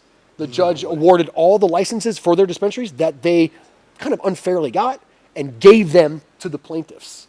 And so what they did in retaliation was fucked all the brands over and ran up $100,000 worth of bills with all the brands in the distro and paid none of us. Wow. So when this started to happen with the next chain, I was like, oh no, fool me once, shame on you. Fool me twice, shame on me. I don't give a fuck if I'm at Burning Man or I'm at a fucking football game. You're getting an email. You know what I mean? So we went back to COD, and that dramatically reduces your store footprint when you go COD. Mm-hmm. I was in over 100, we've been in over 100 stores. But then when you go COD, most people want terms. So I was like, fine, I will reduce the size of our orders down to very small COD orders, and I'll work with people who fuck with me, who know me. They'll buy whatever it is because they want to support me, and they know the products are going to be good. The name Mids is, it's a troll on ourselves. The product is actually a good product, and I'm actually authentically calling it what the fuck it is, where everybody else is putting this is the same flower that exists in other brands. And to be real, why marketing is king, why marketing is always fucking king, and I know this is going to get people in their feelings, marketing is always king, and I'll prove it to you right now. The same weed that's in these bags is sold by other brands for 30% less. Why? Cats, motherfucker. Cats. Cats. Cats. Proved it to you right there. Same weed. In other brands. I'm not going to tell you who they are. Go find them yourself. It's the cats. It's this guy. It's this guy right here. It's fucking cats. Right? So when you go into a dispensary and you have a cat like this, people are mesmerized. Like, what the fuck is Jack Hanna doing up in this bitch with a fucking wild tiger? Right? Looking like a redneck with a fucking cat on him. It's customers buy your product because of how you make them feel. Yeah. Marketing is first. Marketing. Now, people are like, no, you have to have good quality. What if you had both? Marketing. Oh, imagine that. Marketing. What if you fucking had... You can have a fucking great fucking product. If nobody knows about it, you ain't selling shit. Thank you. Mid-C product, and marketing is great. You're going to fucking sell it because you're going to get people. It's fucking... It's pretty simple. It's pretty fucking simple. Stizzy. It's pretty simple. Sluggers. All mid products. Great marketing. Love you guys. Natura makes some of our products. Fuck them. Natura filled this for Fuck, me here. Yeah, fuck them. Let me see that thing. Natura made that. Ah! Fuck that thing. Fuck them. It's getting dicey in this bitch. Yeah. Fuck them. Dicey in here. They don't want to collab. They call themselves Sluggers Collab. They never called me, but they stole my fucking name, so he can kiss my fucking ass. Oh, wow. And at the end of the day, Truly still fucking pays. So he's better than all you motherfuckers. Hey, he fucking said it. But it's marketing first because customers are attracted to you can't smell the weed. You can't taste you can't open it up. It's not the deli model like Michigan, which is totally different. They still do deli. They're serving weed with fucking chopsticks. In Michigan still Yes, bro. No way. 90% of the flour in Michigan, deli, open jars. It's the wildest thing you've ever seen. No way. I didn't know that thing. No one knew. I showed up. I was like, what is it, 2010? What the fuck's going on here? Deli style. And they're like taking 10 minutes per customer. I was like, this is insane. There's 300 people in here. 30 jars. Chopsticks on a scale that goes to the POS system. I was like, this is fucking wild. What happened in Michigan was a bunch of California brands, other brands went there with pre-packed weed, put a bunch of bullshit weed in the bags, finessed a bunch of custies. Now people don't trust bagged weed in Michigan and they want to go back. And so deli is always king there. And I went into the Michigan market with fucking bags like this, trying to jam my California marketing down their Michigan throat. And I got my fucking, I was humble and I got my ass handed to me. The consumers spoke and they're like, yeah, we don't trust prepackaged weed that we can't fucking see. Yeah. So or smell. 3 months later, I'm selling bulk pounds to dispensaries. And truth be told, you can go into a Michigan dispensary and you can buy, the most you can buy is 70 grams at one time. California, it's 1 ounce, correct. 28. Michigan, 70 grams in one purchase. But you can do it over and over and over and over and over as many times. Trappers leaving. Stupid. I was in the dispensary in Michigan and this young dude was, he was in there. He's like, yo, I just bought a pound of your weed. I was like, what? He opened up his bag, 16 1-ounce bags. I was like, what are you doing with that? He's like, I'm taking them to Ohio and I'm going to flip them and come right back. I was like, nice. Yeah, I was like, cool. That's amazing. That's Dude, the hustle. literally shopping carts at the border stores in Michigan because Ohio weed's trash. Indiana's illegal. It's like a Bible Belt. They're never going to have weed. Illinois has Illinois' 38% tax. So the border stores like New Buffalo, 60 dispensaries in New Buffalo, Michigan. Wow. 60. They're all in one street. Every state will eventually There's have one street, so like- weed. You know why? Why? Because they're all going to want the cash, the money. Money's king. I don't give a fuck what it is. They could be Bible Belt. Look at Kentucky. Kentucky used to say they're going to be the last state to ever allow weed, and they have legal weed there now too. They have a robust hemp industry because of Rand Paul, and Kentucky's just known for Kentucky hemp. But I don't know. I mean, Indiana, they might be the last holdout, but maybe not. Maybe they'll see the money. Maybe they don't need the money. Some states don't need the money. Like Oklahoma used to be so against weed, and then they needed the money, and they allowed weed. Land of the mids, real Midwest. The Midwest. So many mids in Oklahoma. But hey, call me if there's like a big corporate Chad company. You can still pay me. Cool. I will sell out. Pure Leaf, GTI, call me. You need help. You don't know what you're doing. And if you're building grows, come on out because I'll best lights, best controllers in the market. With that on hand, we're going to say thanks to the partners, not sponsors, partners. Trollmaster, the future of intelligent farming. Think LED, best LEDs hands down in the world. If you're not juicing, you're losing. Mango juice. And last but not least, Mango Tech Store for providing a great drop for this podcast. Matt, fucking awesome podcast, kid. Thanks, bro. Yeah. It's my first day. How am I doing? Just got hired. Oh, man.